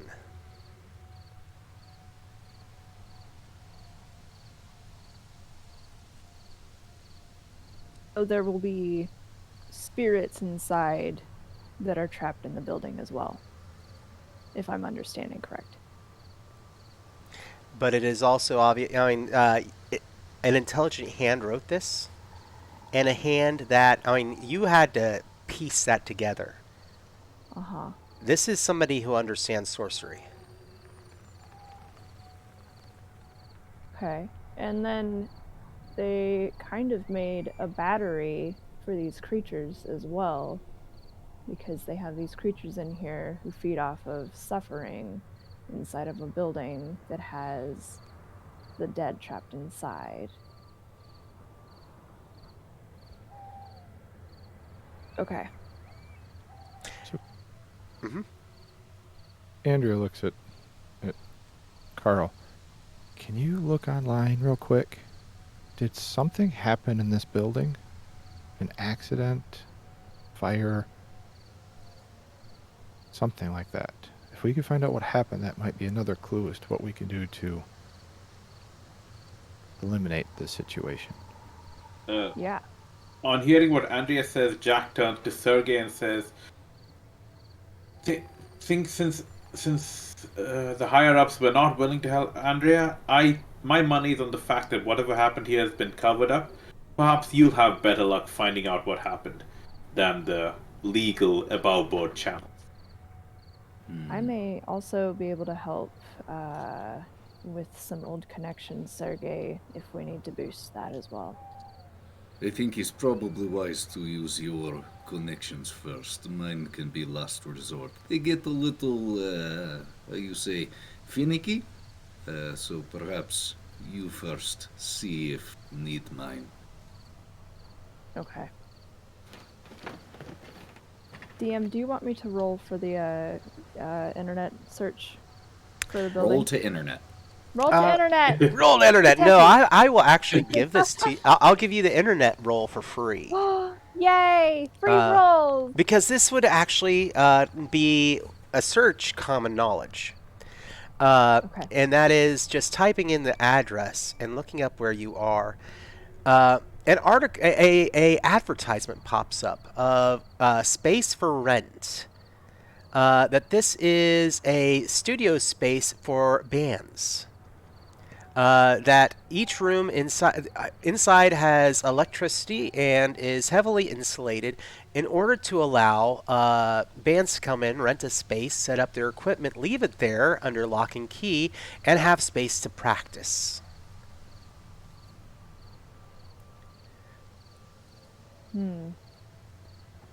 I'll relay that to the team. Yeah. And then I'm going to start reaching out while you lay down the groundwork for the next stuff. All right. Ethan, for your Sergey? I mean, with that information, I'm not sure if Sergey would delve any further with the context, since Carl seemed to get some information. Is there deeper we wish to dig?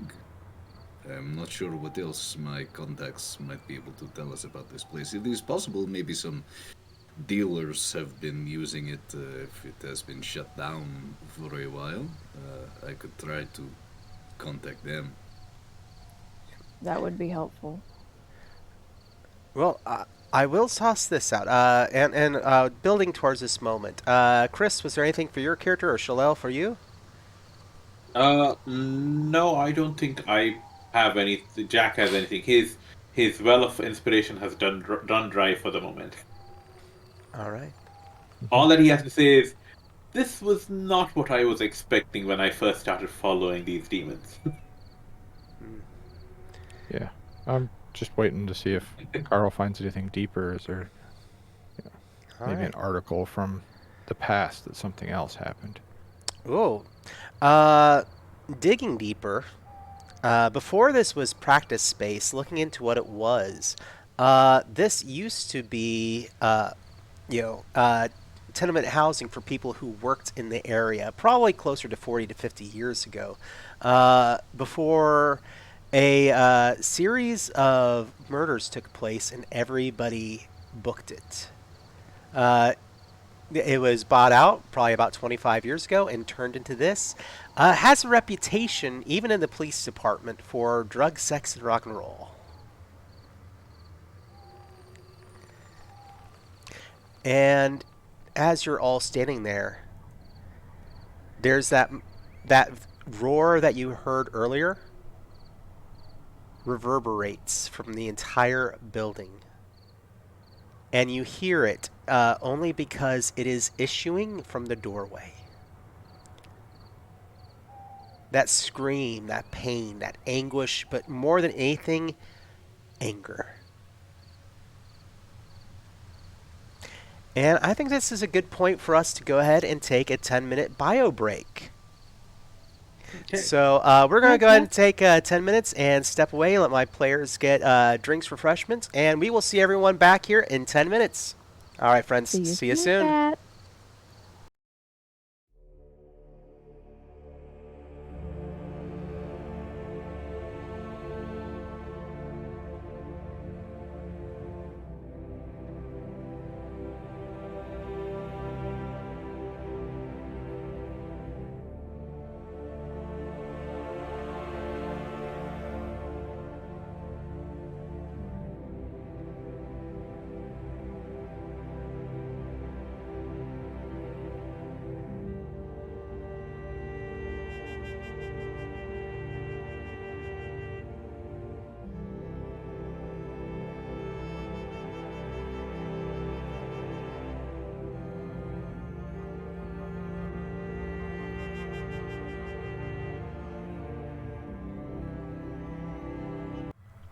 And hello, everyone, and we are back. Sorry, we need just a little bit of extra time as we got things ready.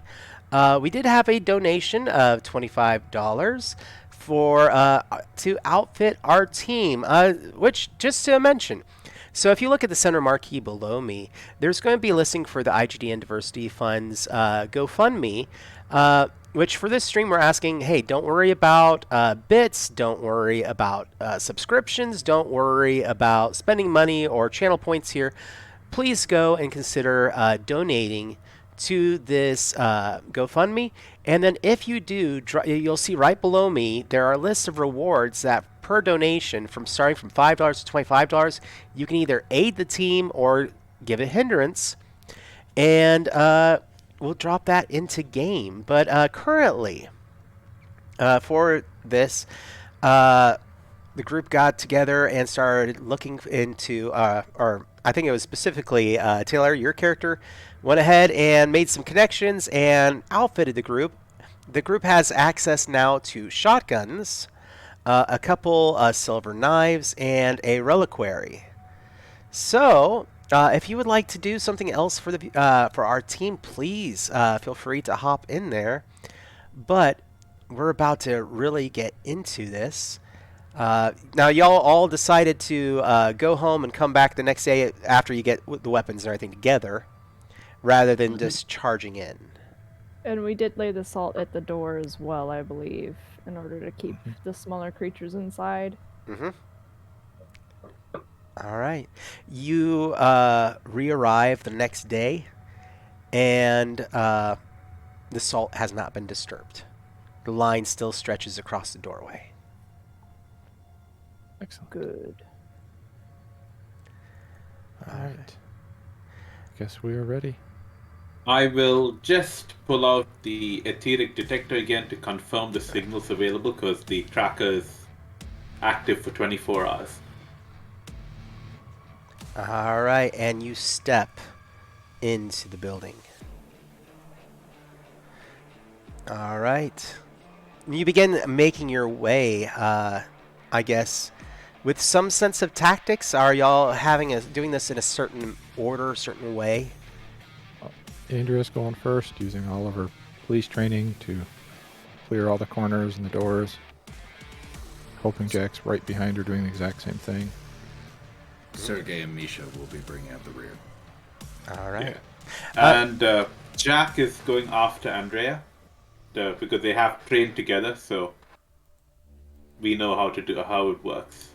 We know how each other works. So Carl will be in the middle with a chest-mounted camera and the reliquary and a knife, like holding them up, like, okay, we're doing this. All right. All right. You step into the building, continuing further, checking those corners, moving through those hallways, looking around those edges. And it doesn't take you long on this first floor to see marks of something being dragged. You know, the disturbance of the, like slime pulled along the floor, the carpet disturbed and pulled up at edges, as if it was something heavy pulling on this old, carpet that is barely being tacked down, frayed edges. But yeah, whatever this was heavy, pulled through here. So, and you hear echoing a strange moan, but not in your vicinity, but large and powerful enough that even though it sounds, whatever it is, it would almost be faint, like almost just an exhale of breath, but enough so that you can hear it, especially with there being no other doors or windows in this building. Can we hear the location or a rough location of where that comes from? Feels like it's above you. One of the floors above. Dragging? Are there any footprints next to it? Oh, let's get for those footprints, listening for that, let's do a intelligence investigation.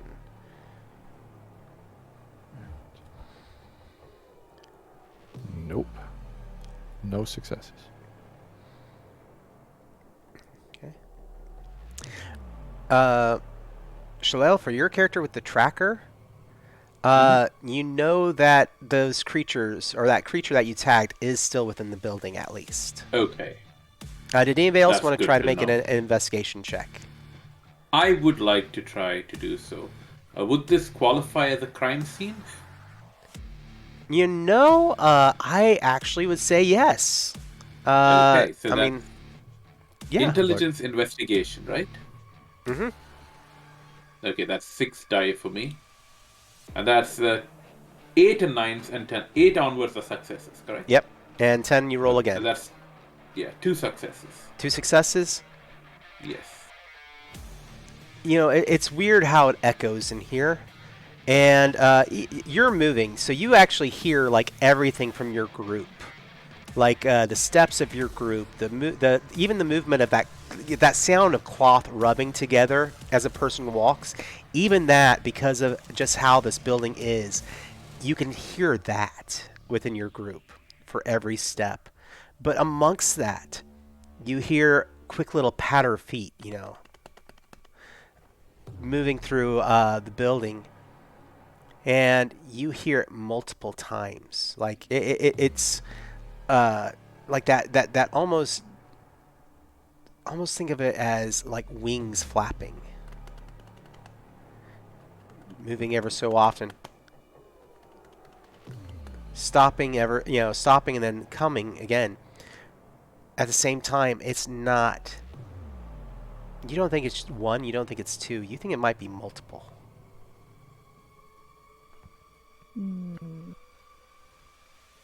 But it sounds time like to get the shotguns ready. Yeah. It sounds like it's on the floor above. I guess we're heading up. As we head up, I'm gonna use my tactic moral support and just kind of like very like quietly, but so that the crew can hear, kind of strike up a kind of like a going into battle chant. You know, like we've got it's totally not like anything magical. It's absolutely like, okay guys, we've got this. There's scary things up ahead. We're totally gonna be okay. Stab them in their faces, shoot them in the knees. Let's go.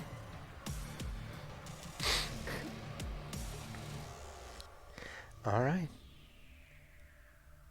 You move through the building and up the stairs. The stairs are just cement with the foam left from from where there had been carpet. That underlayment foam just kind of fraying off as your feet, crunch down onto it. Step by step, coming up to that second floor, and it's kind of odd because it's like this square building, almost perfectly square, with 3 rooms down the halls on both sides. And most of these rooms, the doors hang ajar. Some of them are ripped off. You look in, there's signs of beer bottles and other things in there, but nothing else. And on that second floor, staircase only extends up one floor before you got to essentially go down another series of halls in this big square to find the next stairwell. And right as you are entering into this first hallway, about 2 doors down, all the doors on this hallway fling open.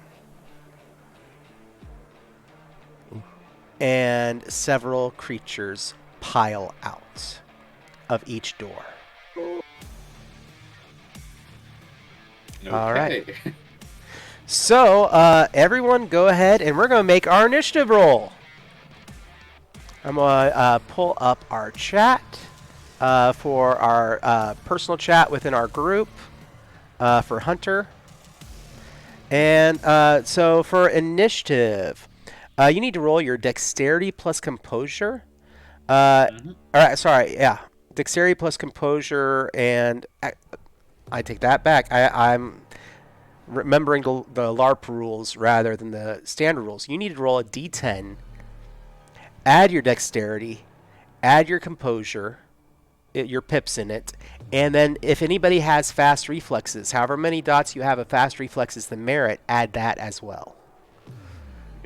There is the entry called initiative mod on the sheet. Yes. So that's the same thing, right? So just a d10 plus that. Yep. And if we hit a 10, it doesn't explode. It's just. I believe in the 10 again rule. If you want to roll again, please do. Hell yeah. Okay. Man, this is gonna So be do I enter my initiative on the Hunter screen? Yeah, if you'd like to. Yeah. Okay. I got 12 for the record. So All right, so.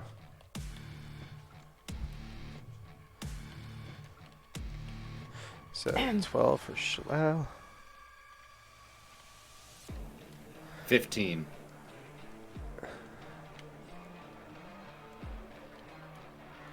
All right. Oh, wow. Really? Yes. Really. It's gonna be the lamest start out.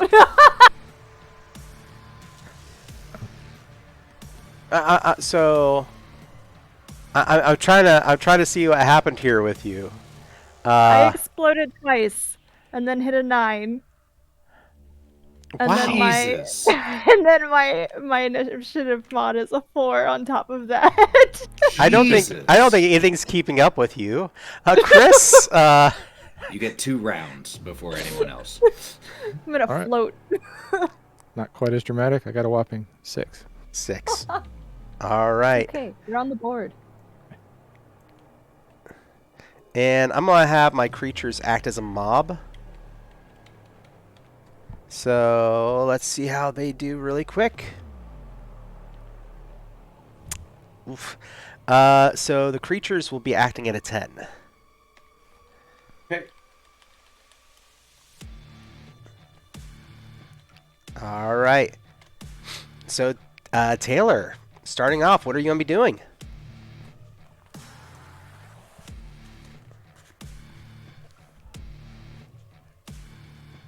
As Taylor, Meta Taylor, I would be, doing the Tom and Jerry dancing on my tiptoes and screaming at the top of my lungs.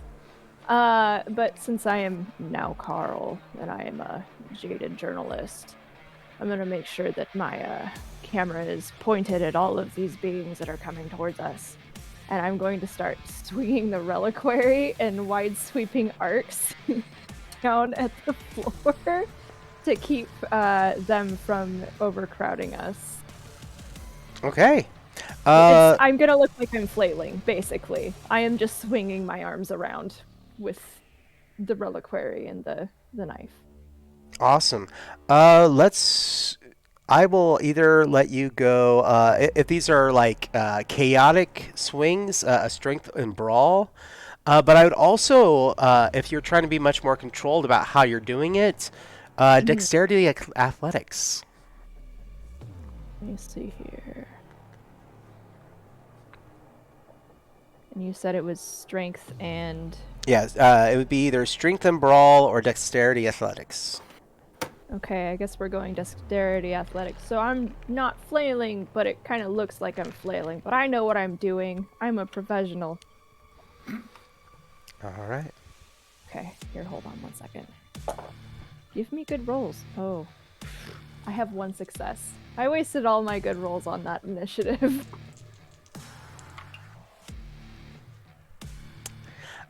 So the creatures also will roll 1 success. So they're staying out of range, at least. They're not getting tagged by the weapon, by that reliquary swinging back and forth in front of them. Good, that's all Carl wanted, really. All right. So that will be Carl. On to Ethan. So, there are several of these in view. Oh, yes. Well, Sergey and Misha, both equipped with their 9mm, are simply going to pop out from where they are and do what they know how to do best and start unloading from their 9mm. Awesome. All right. So, Which... that is range combat, so that's Dex plus firearms. It says technically that Misha's controlled by you, so I don't know if you want me to roll for him. That's or all you good. want me to. I get 6 dice for my shot, and I only get 1 shot a round, yeah? One round a round? I believe so, but I'm going to double check really quick.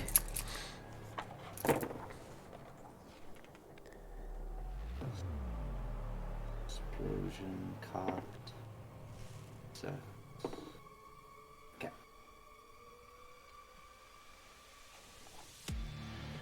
160.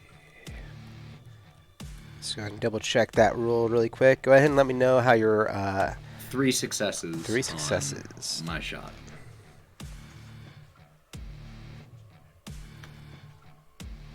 I need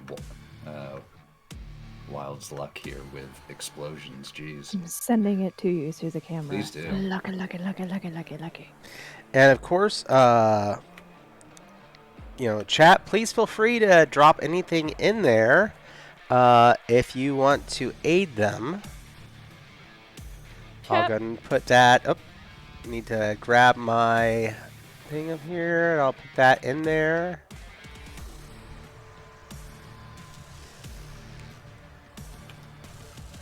There we go. So chat, feel free to, if you would like to help them. I'm just double checking, but yeah. So how many successes did you get? 3. 3 successes. Okay.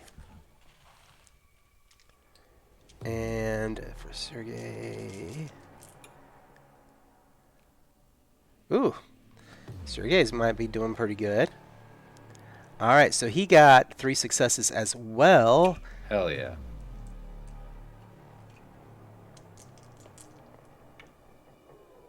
And all right, it's going to hit. So what is the damage on your weapon?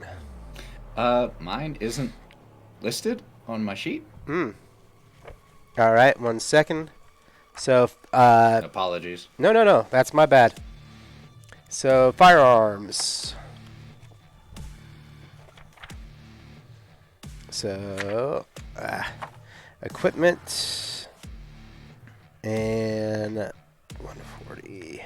So just before this.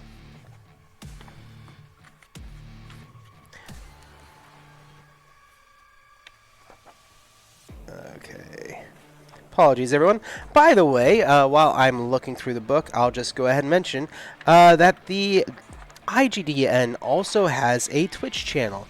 So it's look for IDGN Online.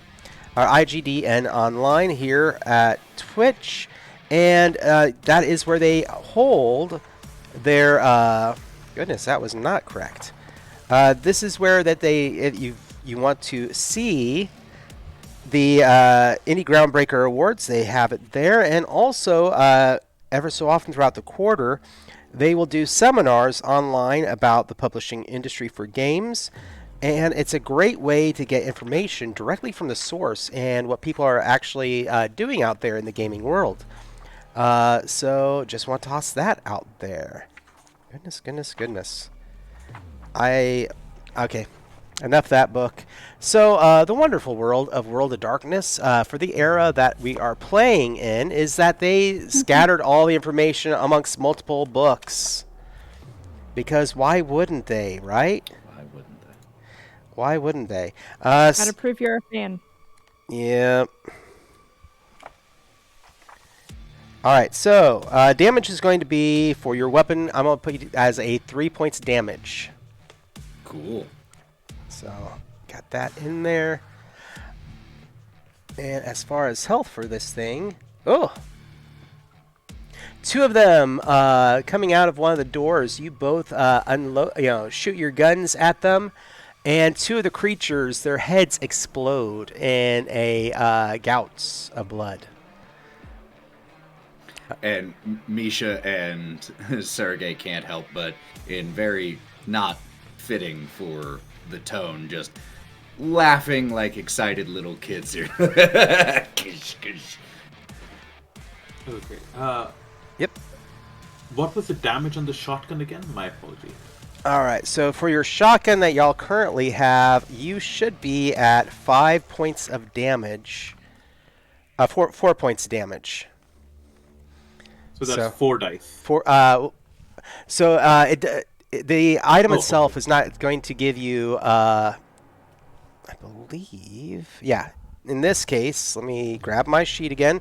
You're going to roll your firearms with your dexterity plus any specializations you have. Mm-hmm. And then this is right. damage that's applied after.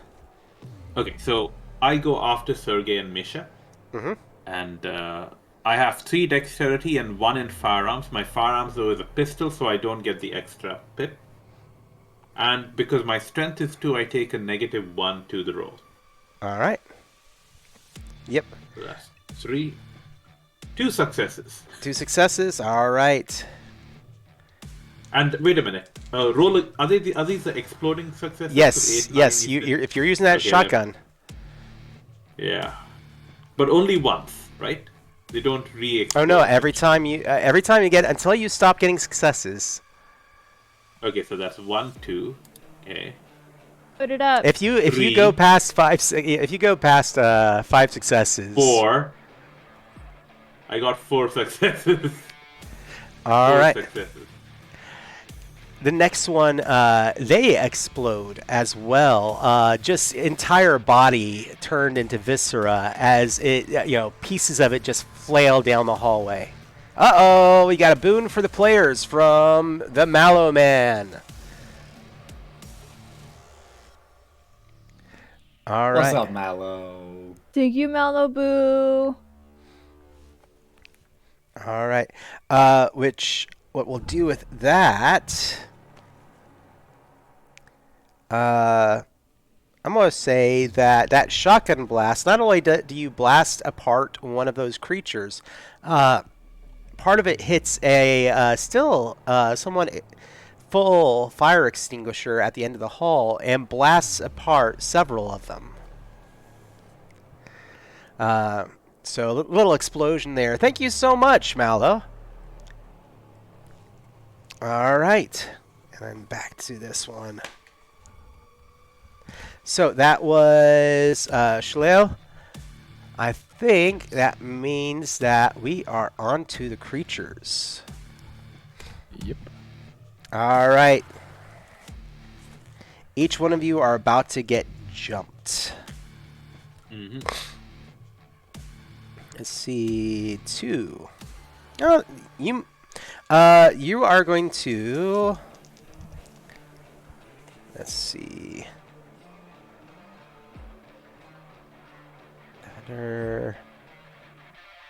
Sorry, 1 second here. Verifying with that. Against defense. Okay. Go ahead and let me know what your defense is. We'll go around the group. So Chris, 2. 2. Yep. All right. One of them does the whole leg spring attack like a frog and goes straight past you, its head burying into a ceiling tile instead as it rams into the ceiling. So Ethan, how many? 2. All right. One of them does the same, but it jumps onto you and bites down on your arm. Give me a wits composure roll. Composure. Okay.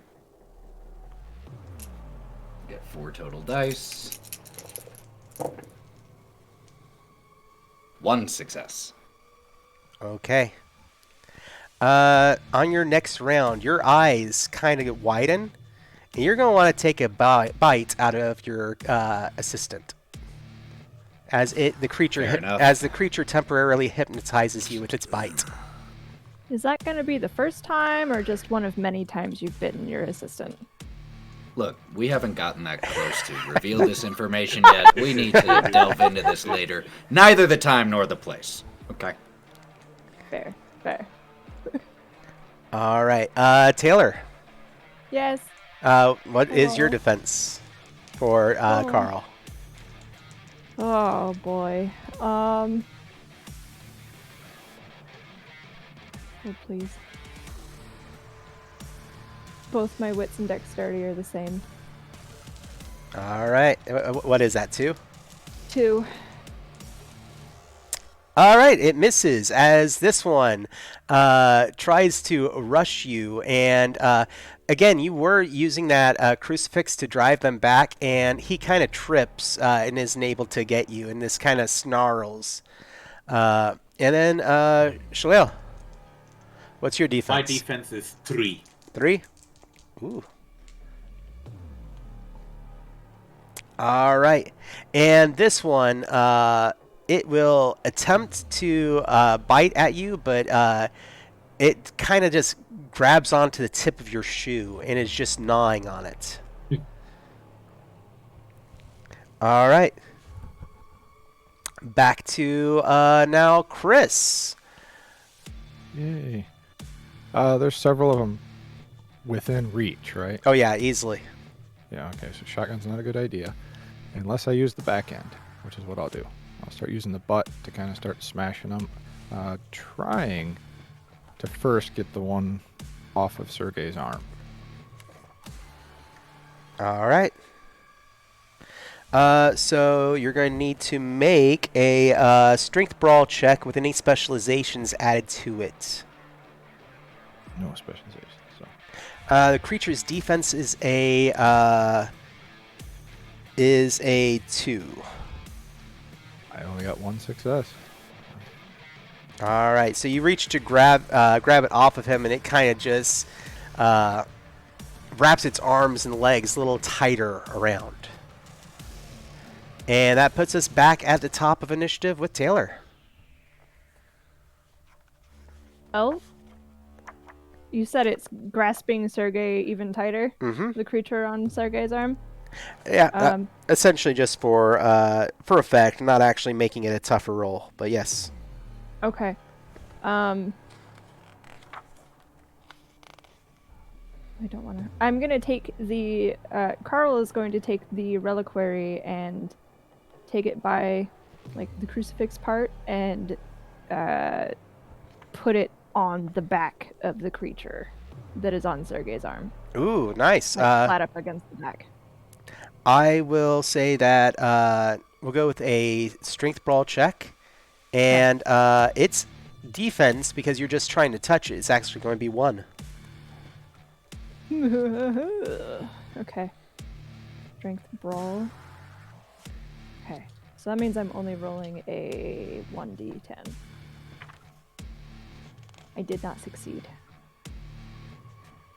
All right. There we go.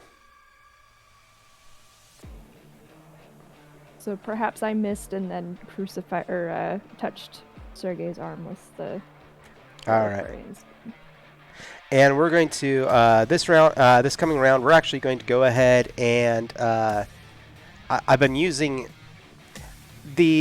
when this game launched. They used 2 different sets of rules, and I've been using one of the other ones. So we're going to go ahead and switch over. Which means that instead, their defense is going to subtract from your dice pool. Oh. Okay. So. Okay. Yeah. All right. That means, going now to Ethan. Ethan, what are you going to be doing? Well, I believe what I was told I'm going to be doing is just trying to hold it back but failing and just lunging at Misha. All right, so you're going to Is this gonna subtract be 2 from your dice pool for a strength brawl. So this is going to be unarmed close combat strength Yep. brawl. 1, 2. So 2 total. Yep. Woo! Luckily, no successes. All right. So he looks at you in your eyes, and he's like, "What are you doing?" But you then finally shake out of it after that lunge. But that creature is still on you. I am sorry, Misha. I told you that cologne you wear smells very good. And I'm going to... Do I have any actions left? Not this round. Didn't think Shoulael. Okay. So what I'd like to do is switch to my Glock. Because I don't want to use a shotgun on my foot. And shoot the demon that's chewing on my shoe. All right. You said subtract the demon's defense from my dice pool, right? Yes. So take 2 away from your dice pool. Yes. So I have so you said that's dexterity, that's 3. Firearms 1, pistol 1, -2, that's 3. Yes. Okay, let's roll it. No successes. All right. So you shoot at the ground next to it. For effect, it just kind of lets go of the boot really quick and looks up at you and hisses. We're going to actually start off... Oh, and we got... sorry. Just saw in chat something else, but I'm sorry, taken care of. We're going to go ahead and he is going to attempt to attack you. Probably not well. He tries to grab onto your leg, but it's more like he's got a hold of the hem on your pants and is just now on for a ride. Going onwards, we'll go up with Taylor. They begin to climb onto you, but they are not doing damage yet. So you'll have the opportunity to act accordingly next round. Over to Ethan. He begins to gnaw down on you, and you take 1 point of damage. Got it. And, oof. Chris, what was your... 2. All right. It leaps onto you and bites onto you. Go ahead and give me a wits composure roll.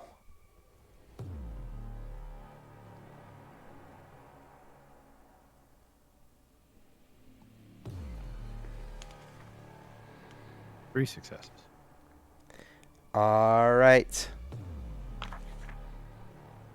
You shake off the effects as you feel like a poison courses through you, trying to enter into your mind, and you block it out. All right, Chris. What are you going to do? Repeat of last round. Still trying to get that one off of Sergei's arm. All right. And then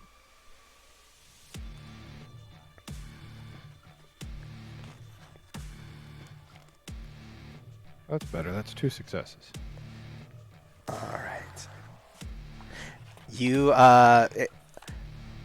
there we go. You succeed and rip it off of him. So you now have this creature probably grabbed on the back of his, scruffed him on the back of his neck, and he's just kind of making strange mewling sounds as he kicks in the air. All right. Throw him down the hallway if I can. You throw him down the hallway. And turning it over, starting initiative back up with Taylor. You have these things starting to try and climb you. What would you like to do? I am going to do the equivalent of a very aggressive stop, drop, and roll, but against the wall next to me. To try and slam them off of me. All while yelling, "Get him off! Get him off! Get him off!" And I'm gonna like have my hands up in the air so I don't accidentally stab anybody or myself, and just roll on the wall as slammingly as possible. All right. So I think that's going to be that strength brawl again. How did you do? Have you rolled yet? I haven't. Hold on. Oh, I so failed. I'm gonna get eaten. All right. And then Ethan. So for Sergey, what are you doing? Now that no longer feeling like eating my friend, he's going to keep blasting at ones that are available to be blasted at. All right. And your assistant also starts shooting. Let's see how that one does. Ooh.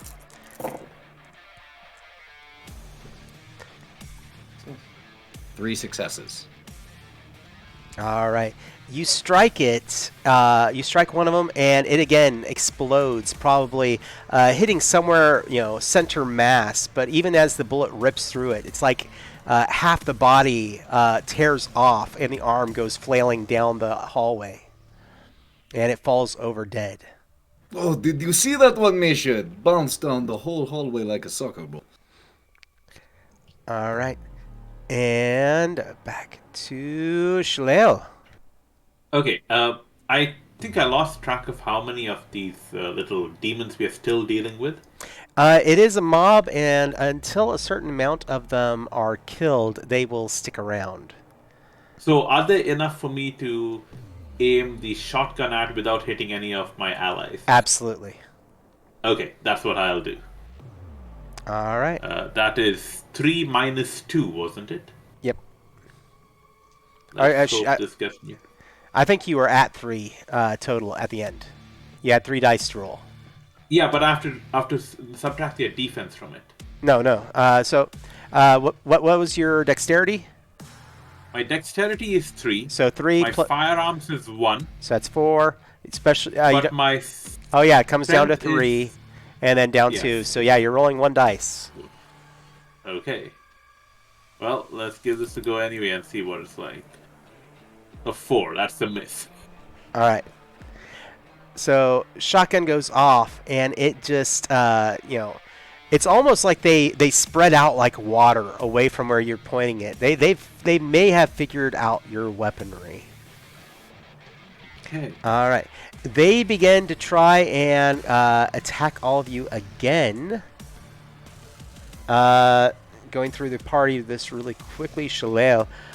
They miss, even with this huge horde around you. Taylor, if you start shaking a few of them off, and they fall into their allies who just basically trample them trying to get to you. Chris, they also another one tries to spring into you and crashes through the wall next to you. Nice. Oh, sorry, Ethan. Another one kind of jumps and wraps its arms and legs around your thighs and bites in. You take another point of damage, but you don't have the same effect kick off. However, there's all of a sudden that roar that reverberated before, that scream. It fills the whole building. The walls even shake a little bit. And suddenly all the creatures let go of you and book it. Well, that's not a good sign. Something wicked this way comes, eh? Yep. Jack takes a moment to eject his current magazine and put the HP and load the HP magazine into the Glock. Carl Misha still has just it brushes Just brushes off Sergei's shoulders for him a little bit. Carl sees you change the magazine on the shotgun and On the Glock, not the shotgun. on the 'cause I block. don't have. Okay. And then pretends to reload the knife just to fit in. Shall we go and find what our screaming meanie is? Or do we want to set up a defensive position and wait for it to come to us? That is probably a good first idea, but if we are waiting here long, it will come. We should probably go to it. We could put up a barrier of salt in this hallway to make sure that we have a place to retreat to in the building, if we would like. That is a good idea. Yes. All right. Okay. Said about doing that. So looking for a defensive location? And then Okay. we can attack out of that, I guess. Or go to it and retreat to. Nice. I just saw the level of donation that Mallo did, so I'm actually going to give you all a little bit of a boon with that, more so, because I didn't realize that he dropped 25. Dang! Thanks, Mallo. You searching for that perfect location for an ambush. You find a body. And it's in overalls, carrying quite a bit of equipment. You recognize it as another hunter that seems to operate in the area. And next to him is his signature anti-munitions rifle. So this is a anybody. It is a carbon rifle. Anybody can use this, and it is if you have long arms or rifles as a specialization, the bonus will apply. But it is also a 8, 9, 10 again weapon. Would this be better for Jack so he doesn't get the negative? Probably. But So I don't take a negative, so I'm okay with the shotgun. Shoulael, you still there? Yes. All right. So did you hear that about the anti-munitions rifle? And Yeah, but I don't have the strength for it, I'm pretty sure. oh no, this is anybody can use this one. It is a carbon carbon rifle. So it is carbon stocked Okay. rifle. It is much lighter weight. Yeah, but it and is a also the other thing is my firearms is 1 pip, so yeah, still not the best. For what it's worth, Sergei has 2 in firearms and 4 dexterity. Then Yeah, so you're probably the best one for it, unless someone's got better. I would say give it to Sergei. All right. That way we can maximize our damage. Maximum damage! Let's go. Ugh, he's German made. Oh well. Will do. Sorry we couldn't source a Mosin for you. Apology accepted. with all that, I'm going to say going through the hallway. Also, go ahead and give me an occult roll. Alright.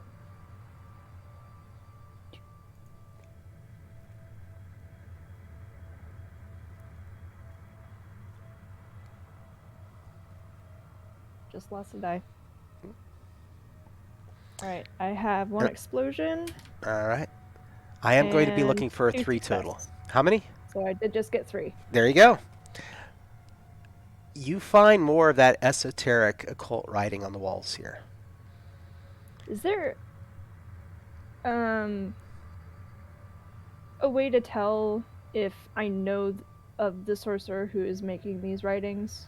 Like any kind of signature and or tell in that? This, honestly, is like nothing you've seen before. Okay.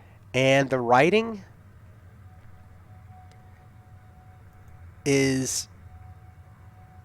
You are maybe between the group of you, if you point it out, it Mhm. has a rust-colored quality to it, No, just and blood. yeah, dried blood. Uh, This, instead, though, what you find in the hall is a calling. This is a summoning of a dead person, a soul. Specifically, one of great power, a poltergeist. But the problem is that so it summons it here, holds it here, and Mhm. technically it would make it weaker. Technically, Because the thing is, a poltergeist needs to feed. It needs to be out and about. It needs to be able to go and hunt. Right. But this would, between this and the doorway, it would not be able to leave. Is it able to feed on any of the spirits that reside in the building? Or It is it could feeding possibly creatures? feed on these creatures. Interesting. so And assuming Carl. Oh, sorry. oh, Go I was ahead. just going to say, you also now hear most of those creatures booked it. Whether they booked it out of the building or back to their dimension is a whole other decision. They just love suffering. But Right. now you hear large, heavy footsteps. And they can't get out because we blocked the door, so they might be either hiding or back to their own dimension. Carl is gonna let everybody know, like, I'm pointing out the So blood on the yeah, wall, the symbols, drawing the connection to the doorway as well. so the first thing Jack asks is, "Wait, this doesn't add up. People have been dying. Still, the monster in here is in here, so it hasn't been killing them. Who has?" Well, Well, it's possible they die here and their bodies are tossed out after, there's perhaps. If Or someone some, feed, drug out. We did find drag marks downstairs. and and somebody if did have to make these symbols. someone summoned it, someone keeps it here, someone feeds it. Okay, let me ask a slightly different question then, if because I'm not the occult guy. Are these, from what you can tell of these symbols, will they protect the caster? Hmm. That's a Are good they question. sufficient to protect the caster from the poltergeist? Because if it isn't, coming in every now and then with a dead body is not, or to take out one is not really a clever idea for anyone involved. Oh, and please stop me, DM, if I am wrong in this assumption. No. Um, in summoning, especially if you are a sorcerer, which these runes are pointing to, this would be a contract with what has been summoned. Therefore, if the sorcerer has trapped something in here, summoned it, and it is a near constant feeding schedule, which is what's being suggested by our evidence, Hmm. it would probably mean that the creature is not yet angry enough with its contractor, the sorcerer, quite yet to try and feed on him or them. There's that, but then and you got 3 successes, correct? Yes. A sinking feeling hits your stomach. Obviously, only a spirit is trapped here. Mm-hmm. But if a spirit could take a body, it would be able to move beyond the portal. So, possession. It is possible that this poltergeist has possessed somebody or is possessing multiple buddies in order to feed as well, and then coming back here to reside.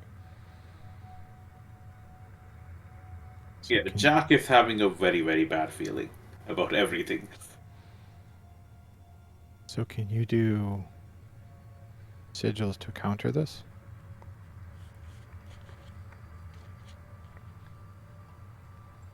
I suppose I can try. I'm not a sorcerer. I'm only an internet wizard, so to speak. You're the best thing we have. Do I roll a cult to do that? If you want to try and see if you can figure out a way to do it, yeah, absolutely. But I am going to be looking for 4 successes or more. Oh boy. Is there any on. way to assist? You'd have to have the occult skill. I only I have do not. 3 for occult anyways. I would not be able to do Would enough you add it? successes for that. Would you add your intelligence into that, or? Yeah, it's your intelligence plus occult, Okay. Hold, please. and then if you Always- do have any equipment that can aid that, but I don't think your character does. Would my reliquary help? I will say yes. I'll actually I'll say that if the reliquary could be used in a way. Okay. Yes. Or Carl would not be shy in using the silver knife to draw his own blood in order to write the sigils, if that would help as well. Or you could just borrow some from Sergey. He's already bleeding. Okay, hold on. I'm gonna roll.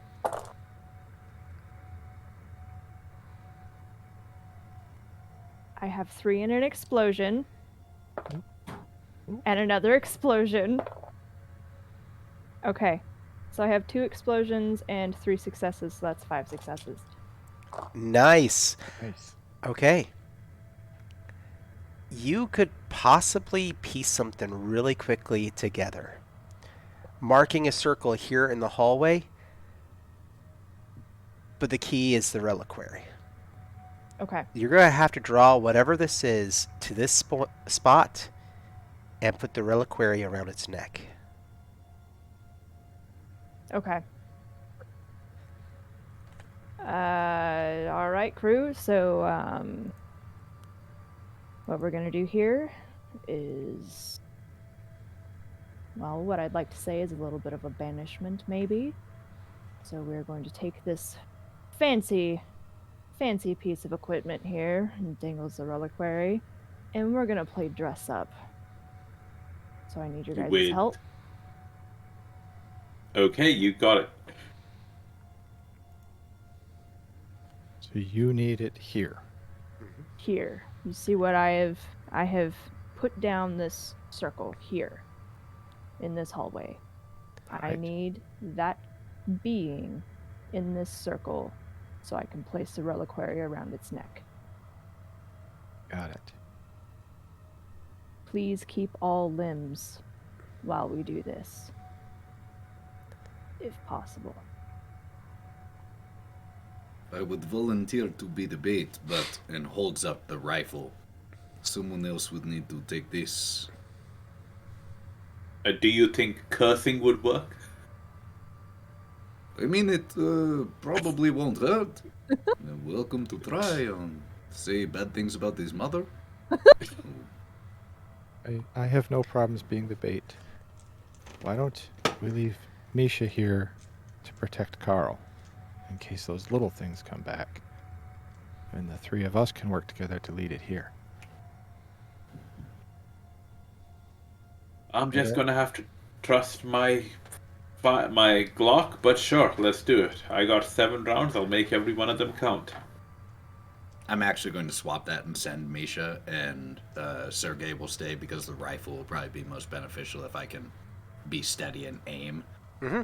Speaking of which, this is there's a lot of little nuance within the World of Darkness rules. For every round you do not attack and aim instead, you can add another dice. Oh. So, but that's it's one of those things. Do you just want to stand there and aim while your friends are getting eaten? Yeah. That's I am your gonna definition send of friend. right. Misha, go help them. Do not get into trouble. Wait, Misha, take this. And Carl hands a camera for mount for the shoulder. Gotta kind of expand it because he's a broad Big. fellow. But yeah, I managed to get it fitted to him, and it looks so small. Big burly man. He's big.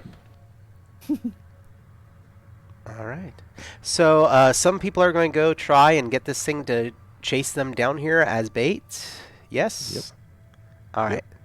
And that's going to be Sergey and No, it's gonna be Andrea, Misha, Andrea And Misha? Jack. and Jack. And Jack. Okay.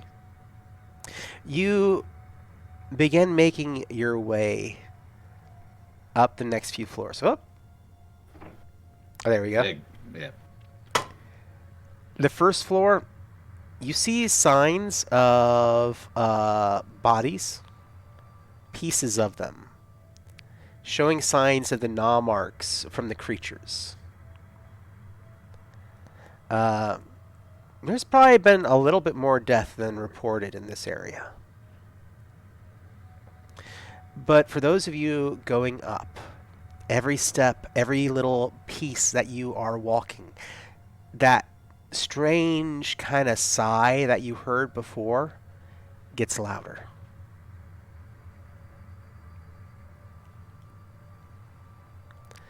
And finally, after you've gone up 2 floors, you round the edge, and there, eating several of these creatures, kind of this corpulent corpse, bloated from death, has its arms wrapped around about 4 or 5 of these things and is just chowing down. On the demons. The little Yes. demons. Okay.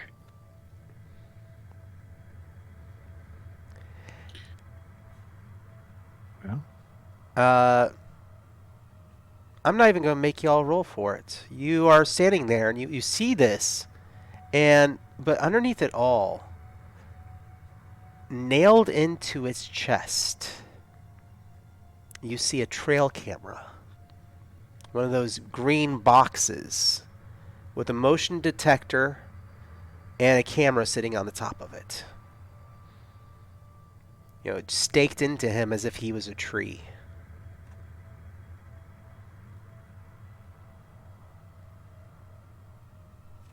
into the spirit, right? Into this corpse that is eating these things. Okay.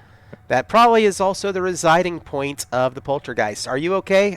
If I need to X out on that, we can. It's good. You're Okay. good.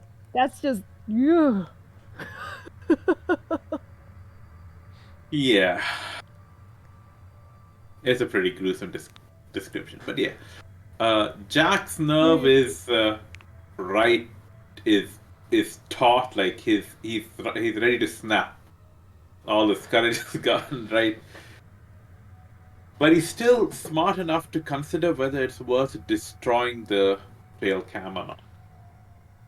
Because that's the only actual clue we have to who might have been manipulating this entire scenario. Do we know if when a poltergeist possesses a body, if the person's still alive? In this case, looking at it, like I said, it is bloated because it is dead. Okay, So, fair enough. yep. But so what it has become instead, just in layman's terms, is a revenant. Fantastic. A recording revenant. Is the trail cam still recording? Can you tell? Well, here's the fun part. Are y'all trying to be silent as you come up on this, or what are you? Are you going to shoot at it? Are you going to try to get its attention? What's going to happen? I haven't decided yet what we're doing, but I think we are silent coming up, as silent as we could be. Denisha is following your leads. He is not a decision maker. Everybody, dexterity, stealth. Do you want me to roll that for Misha? I've got it for Misha. All right, cool. Oh. Misha is successes. quiet as a mouse.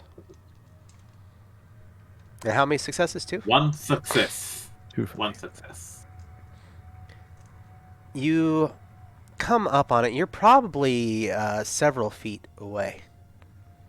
And not several, like, think in the ballpark, about 25, 30 feet away. Okay. And it stops eating. Its arms are still wrapped around these things, and it stops eating. And an eyeless face lifts up and begins kind of sniffing at the air.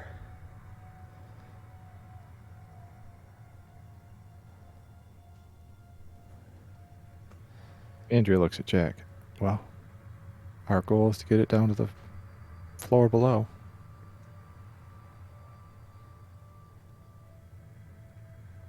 Do we just get its attention and start running?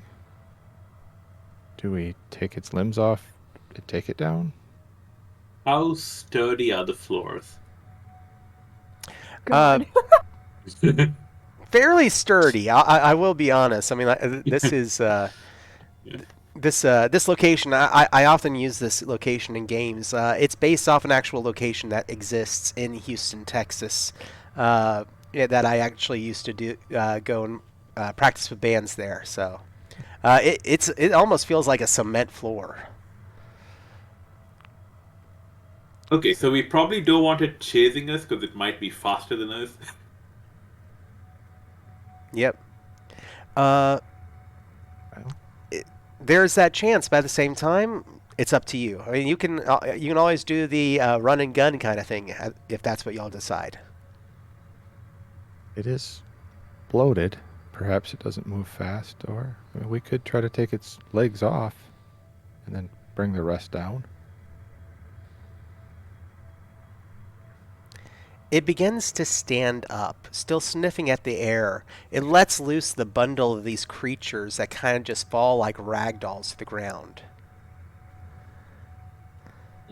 We should have brought a bunch of them and used them like candy to lead them down. Ooh, piece of candy. Well, Yeah, we I got think to make I a decision soon. Yeah, I think I might try to shoot him with my high penetration rounds there. HP. Yep. Yes. Okay, and I'm aiming for the legs, or at least the knees, if it has any functioning knees. Yep. A targeted shot within the World of Darkness is, depending on the size of the target, it does take away from your dice pool. So it'd be a -1 to your dice pool to shoot it in the leg. Hang on, 1, 2, 3, 4, 5. That'll be 4 dice. All right. What about the defenses? Because I'd subtract defense as well, do I not? You would, but not in this case because it is not aware of you yet. Okay. So I will roll 2 successes. All right. The bullet strikes the leg, and content warning, close your ears if you're not up for this sort of thing. But as the bullet kind of penetrates the leg, the pressure of the contents under the skin, viscera and blood sprays out of it as if it was under pressure. And it roars. That roar, and you are in the hallway with it now when it does. Okay. What kind of damage does the high penetration round do? All right. So how many successes grand total do you do? 2? 2 successes, yeah. Sorry. All right. So that high penetration round just did, because the distance that it traveled, another 4 points of damage. But it also, Okay. yeah, there's also the damage from the weapon. Oh dear. Anyway, okay, go ahead. I just remembered the Glock should give me +2 dice to my roll, but because it hadn't been returned, I've forgetting to do it. But okay, yeah. It No begins worries. to stumble your direction. And you get the feeling that it would be able to travel quicker than you had that shot not gone off. But now It wants a piece of you. Okay. What are y'all going to do? Is this the point where y'all start running, or are you going to fight this thing? Decision time, friends. Misha's I right. made my action, so the rest of you, please. All right. I kind of feel like our plan was take the legs off or run, and somebody just shot. So we didn't really discuss running and gunning. We just discussed two options. So Andrew's going to try to shoot the legs. All right. 1 second. We got a thing in chat. Need to drop. Up. 1 second. Somebody requested to know where to go. I'm going to put that in. There we go. All right. So everybody's going to need to start making athletics checks. So you are running. It's strength athletics, as it is now running after you, bellowing as it does. 1, 2, 3. We're going to do 3 separate athletics tests. We are getting near the end of our show before I need to start setting up for the other one. But yeah, we're going to see this through. 3 successes on the first one. Same here. 3 successes on the first one. Nice. Let's see how your assistant henchman does. Oh God! Why can't I roll when I'm That's against? my boy. That's my boy. Dude, just he's getting a little bit ahead of y'all. That's 4 successes for him. All right. Next roll. This creature is trying to keep up with you. As long as you can roll successfully, you're not going to fall back into its grasp.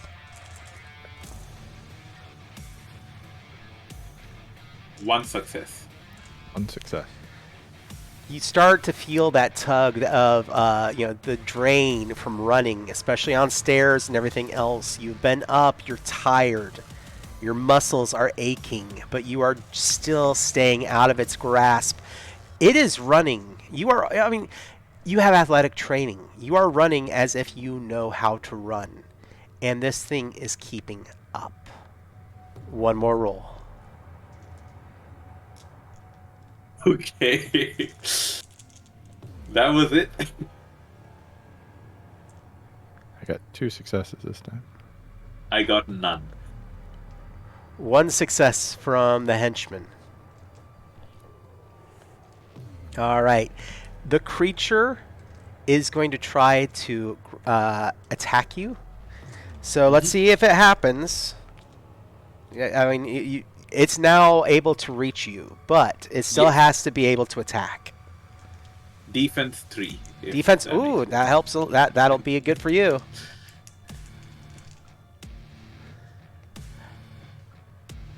I got all my successes out of the way. It reaches out to grab you, and you actually see those arms start to come around where you are, and you're like, heck nope, and duck just at the right moment. You hear its shoulder kind of collide into the wall, which splinters, and drywall kind of flies into the air from where it runs into it. And it continues its pace at you. Those of you who stayed there in the hallway, you see this. This is right at the end of the hallway in front of you as they are running from it. Do we get to act, or Yes. is it not our initiative? I'm going to say you all get to act now. Well, question for you, GM. Yes. This time, the creature only just came down the hallway, so does that time count as aiming for the purposes of that +1, or no? I will say that you can aim for 1 round, and then your friends, it'll be just in front of you. I can give you 1 round of aim, but everybody will have to make another athletics check. No? I'm going to spend a willpower to get 3 extra. All on right. This.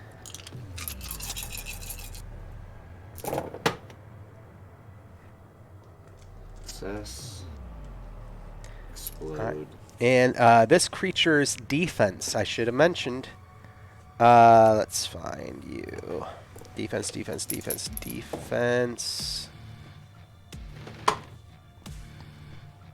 Its defense is 3. So that would have taken off your dice pool. So that takes off 3, so let me, since I was foolish and rolled before then. Oh, no problem. I had 4 successes. I doubt I'll beat that now, but let's see. I still get 1 success and 1 were extra you explode. aiming anywhere specifically or center mass?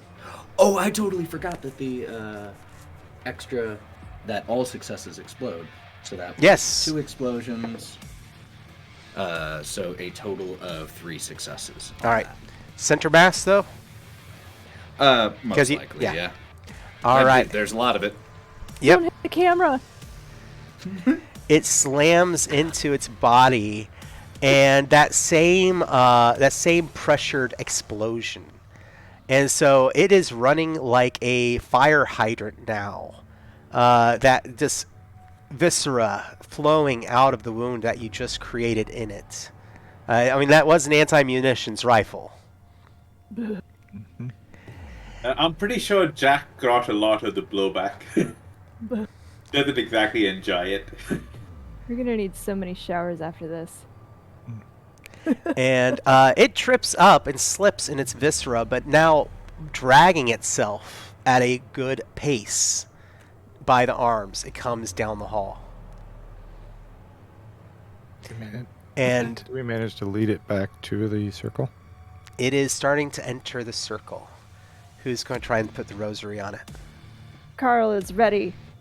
Carl is yelling, "Come here, you big beautiful bastard! I want that camera and you're gonna die!"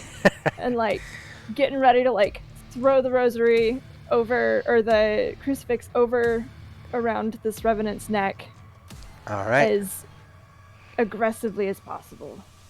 All right. I'm going to give you a choice because I'm a nice GM.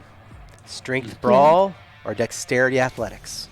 Dexterity athletics. I have nothing in brawl. It curses me every time. Okay. All right. And again, its defense is 3. Well, that means I have no dice to roll. Well, that means that you get a choice. You get a chance dice. Oh, that's true. Oh, I can use one of my willpower, can't I? You can. I'm actually... I can look that rule up really quick again. Damn. Or we can, yeah. Can I use 2 of my willpower and get 6 dice? I don't believe you can because you're technically not a It's- supernatural creature. It's not an ability. Yeah, according to the rules I saw, you can spend up to 1 a roll. Up to 1? Yeah. Okay. Okay. Yeah. Ooh. Yeah. Again, I love this system. I think that I love being able to roll a whole ton of dice, but I really wish the rules weren't so overflowing. I'm certain Shoulael fills that one with some of the games you play, dude. This was for when games could take all day. Yeah. Third Floor Wars, you asked what system we're running. We're playing Vigil, Hunter the Vigil, first edition. So, yep. Which looks a lot like this book, which is a very pretty, shiny book. Okay. All right, so toss in those extra dice. That gives you a dice pool of 4. Awesome. Okay. Be nice, dice. Alright, I have 1 explosion and 2 successes. All right. You wrap it around its neck. And the moment that it touches it, it's like you almost feel, rather than it as if there is an emotional reaction, it's more like the flesh itself reacts, as if it draws away from your hands and away from this item. So that's kind of almost that kind of suctioning away from where it goes, but you get it around its head and it goes onto its neck and it begins to flail on the ground. You watch as smoke and steam and ash pour from it. Anywhere there is a wound on this creature, which now you can see, smoke is pouring out of it. And it's deflating. And You're not certain if it's a minute. It feels like an eternity as it finally starts to slow down and comes to a rest. As it deflates, there is one unexpected and suddenly loud gunshot as Sergei just unloads one final round from the rifle just at super close range, and when everyone looks at him, he just, what? Carl's gonna recoil it. Whatever splatter just backfires because of the gunshot, because I am right there. All right. And it is finally quiet in the building, except for the breath. As you're kind of your heart slowing down, kind of getting out of that adrenaline moment. You probably all have the shakes, but this body is face down. And I narrating us out because we are in our final 30 minutes before I got to start getting ready for the next show. Mhm. But you turn the body over, and you see that trail cam there. Mhm. You pop out the SD card, Mhm. and you have you have a laptop with you. You plug it in. Mhm. Absolutely. You watch. So anytime the body moves, the trail cam goes off for a bit, and you get a few shots. So imagine this disjointed collection of pictures and footage of the first moment the body wakes up, the first moment that it's on the hunt, that it stands up, uh, a hand reaching out for something, grabbing victims, as well as these demons that it's been feasting on. But you go back to the earliest slide that you can, or one of the earliest, and you see an older man dressed in a suit, and he is tacking the trail cam on and making sure it works. Sorcerer. Hair slicked back and everything else. And he grins a grin that's a little bit too toothy.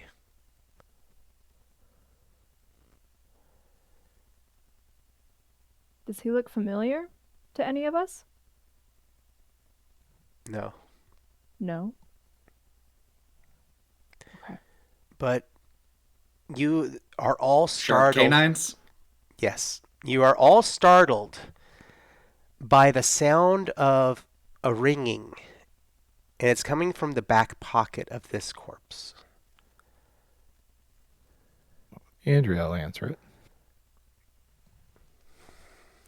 Put it on speaker. Put it on speaker. Yeah. I am guessing that you are all still alive. Yes. Well, I'm guessing you did not expect this. I was actually a little bit hopeful. I'm afraid that I have some bad news for you all. Your efforts have come to the attention of the powers that be. Hunters that are aware of what is supernatural in this world. And you have been declared anathema.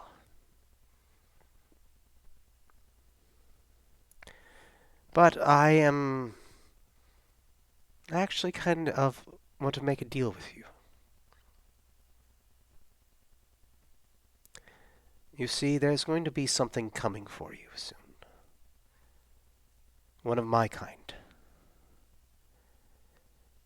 He is in the upper echelons of our government, and I would love it if you could kill him. Unfortunately, I will admit, they did hire me to set this all up. And what was their reason for doing this? Mankind cannot know.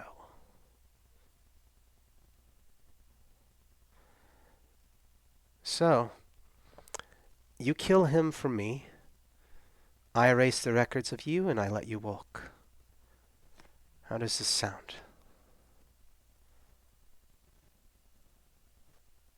How long do we have?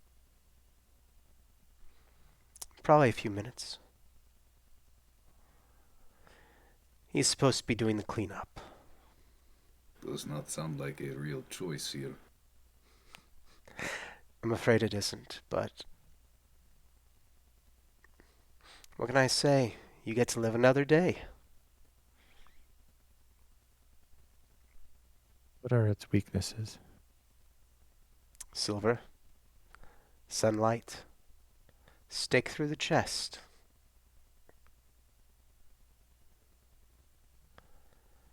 I'm pretty sure stick to the chest is the weakness of all mortals, but He's not exactly mortal. I will say, outlast him, and he'll be weaker. Might take you time, might take you a few of your allies here. Outlast him, and he's yours.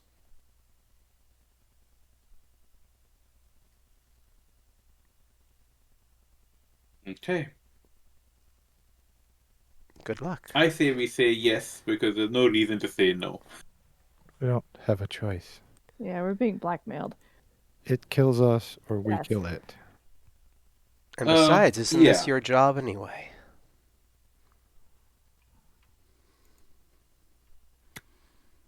Well, all right. Good luck to you. If this all goes well, I'll be in charge of this city. And maybe we can come to some arrangement then. I look forward to meeting you. Ta-ta. And the phone hangs up. As soon as the phone hangs up, Ta-ta. Carl is like, I fucking knew it! I knew it! I knew it! It's all just corrupt! Holy crap! It is coming soon, not expecting us to be alive. We'll likely walk in front door. Maybe we Yes. get jump on it. Perhaps set up firing line, maybe with someone behind door, waiting to jump out and sounds like vampire to me. So maybe idea. There was also the outlast idea, so maybe we hide. Hide with access to sunlight. Does How- this building have a roof exit? Because it is the day, as far as I know. Is it daytime? I think we were here. Yeah, y'all specifically said you wanted to come in the day. Oh, we're so smart. So you set up your ambush, you prepare, you get your, find some way to rig up sunlight. And there's that moment when it walks through a door in front of you, shocked to see you all alive. And combat will ensue, but we're going to be doing a fade out. What do our audience see in this final moment of your character rushing into battle or doing whatever they're going to do? Go ahead and fade us out. What is it you do? Jack is basically has cocked his gun and is sighting down the arrow, thanking whatever powers that be he only had to use one of his HP rounds on the poltergeist. Carl is running at the adversary with both the silver knife and the crucifix in hand, trying to stab it in the chest with both.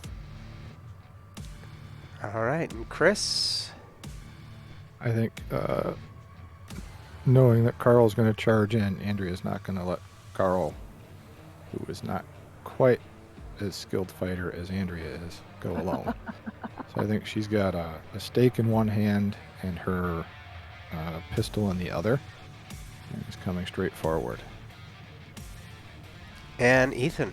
Sergei has given Misha the rifle, who is lying down, just prone and aimed right at the doorway, so immediately lets a loose round as soon as it's open. Meanwhile, Sergei has actually been crouched near the door with the silver knife underhand, just, come on, come on, come on. And as soon as the blast rings out, he just jumps onto the back of the thing and is trying to stab forward. Awesome. And in this final moment, rather than a fade out, we'll say that somebody had it set up and a drape falls away from a window, and the room is flooded with light that gets brighter and brighter, and we instead go out that way. And everyone, that was Hunter the Vigil. Thank you all so much for coming out and checking out the stream. Thank you so much to my players. And what I usually do is go around the group and, hey, let us know what projects you have, what you're doing, or where people might be able to find you. Ethan, you mind if I start off with you? Sure. I am half of Thousand Faces Cosplay, so you can find us anywhere online, Thousand Faces Cosplay. I am a forever DM, and I'm also DMing a stream Saturdays consistently on Misty Mountain Streaming with Digital Clubhouse here in the chat, my wife, a few people. We are running through the Wild Beyond the Witchlight Oh, D&D nice. module, but a bit darker. So if you feel like checking that out, that is on Saturdays around 6 p.m. Central on Misty Mountain Streaming. We also, Taylor, and I, I've never actually called you that, are also playing Weird. in IDENTICO stream every other Tuesday on the IDENTICO Twitch channel, so check that out too. Awesome. Chris? I do a lot of stuff with the RPG Academy, different episodes we do there, usually every other Wednesday. Michael and I do what we call our detention, which is more where we have a GM come on or a player and we talk about just role-playing. Every other Thursday, I'm also doing a Dragonlance campaign, well, I shouldn't say campaign, the module for 5th edition, which has been a lot of fun because I've played 5th edition once before we started playing this. I have GM'd it exactly 0 times before we started playing this. So it was a lot of fun to do that. Then you can find me every other Monday on Smuggler's Blues, which is a Star Wars tale. Myself, Michael, and Kaylee are continuing our redemption arc, Yep. as we have for the last 9 years. I Yeah. get to GM that. So. Is If one y'all- long redemption. Yeah, if you haven't heard of Redemption podcast, go check it out if it's still out there. It's the longest running consecutive Star Wars actual play, as far as I know. That's what we're claiming. Until somebody proves us wrong. Taylor. Yeah, so you can find me anywhere as Wildling011. I post shit posts, memes, and all sorts of doodles. I also am, as Ethan said, part of the Neon Trails cast. If you want to hear me have kind of a faux southern accent and act like a sweetheart with my giant gang of family, well, they're family to me, you can come check us out every other Tuesday. And if you want to see an older podcast that we did, the Angel City Outcasts, you can check that out on IDENTICO's YouTube channel as well. Awesome. And on to Shoulael. Well, you can find me pretty much everywhere online as Shoulael, and I'm just in the RPG hobby, but I don't really take part in many of the live streams due to the time differences, as today's stream has also highlighted. So yes, We love you. Thank We you, are John, so for running today's. Hey, Thank you, John, for running today's session. Well, thank you for being here, bud. I love having you here, and we are very thankful to have you as part of the community. But that said, I've got a little bit of time to go shove some food in my face and finish out the day. We've got more streams coming. Coming up next, we have Raccoon Sky Pirates with a pretty awesome crew coming on. Ted from Escape Box Games and Chris Hussey are going to be a part of that group. If y'all might have seen Chris on Saving Throw a few times, and you might have also seen him or you might know him as one of the writers of FASA BattleTech back in the late 90s. He was one of the writers on the Clan book, so please, come back and check them out and enjoy that show in roughly about an hour. So with that, also be sure to go check out IGDNonline.com and go check out what the IGDN does. It's pretty awesome. All right. Y'all have a great day, and we'll talk to y'all soon.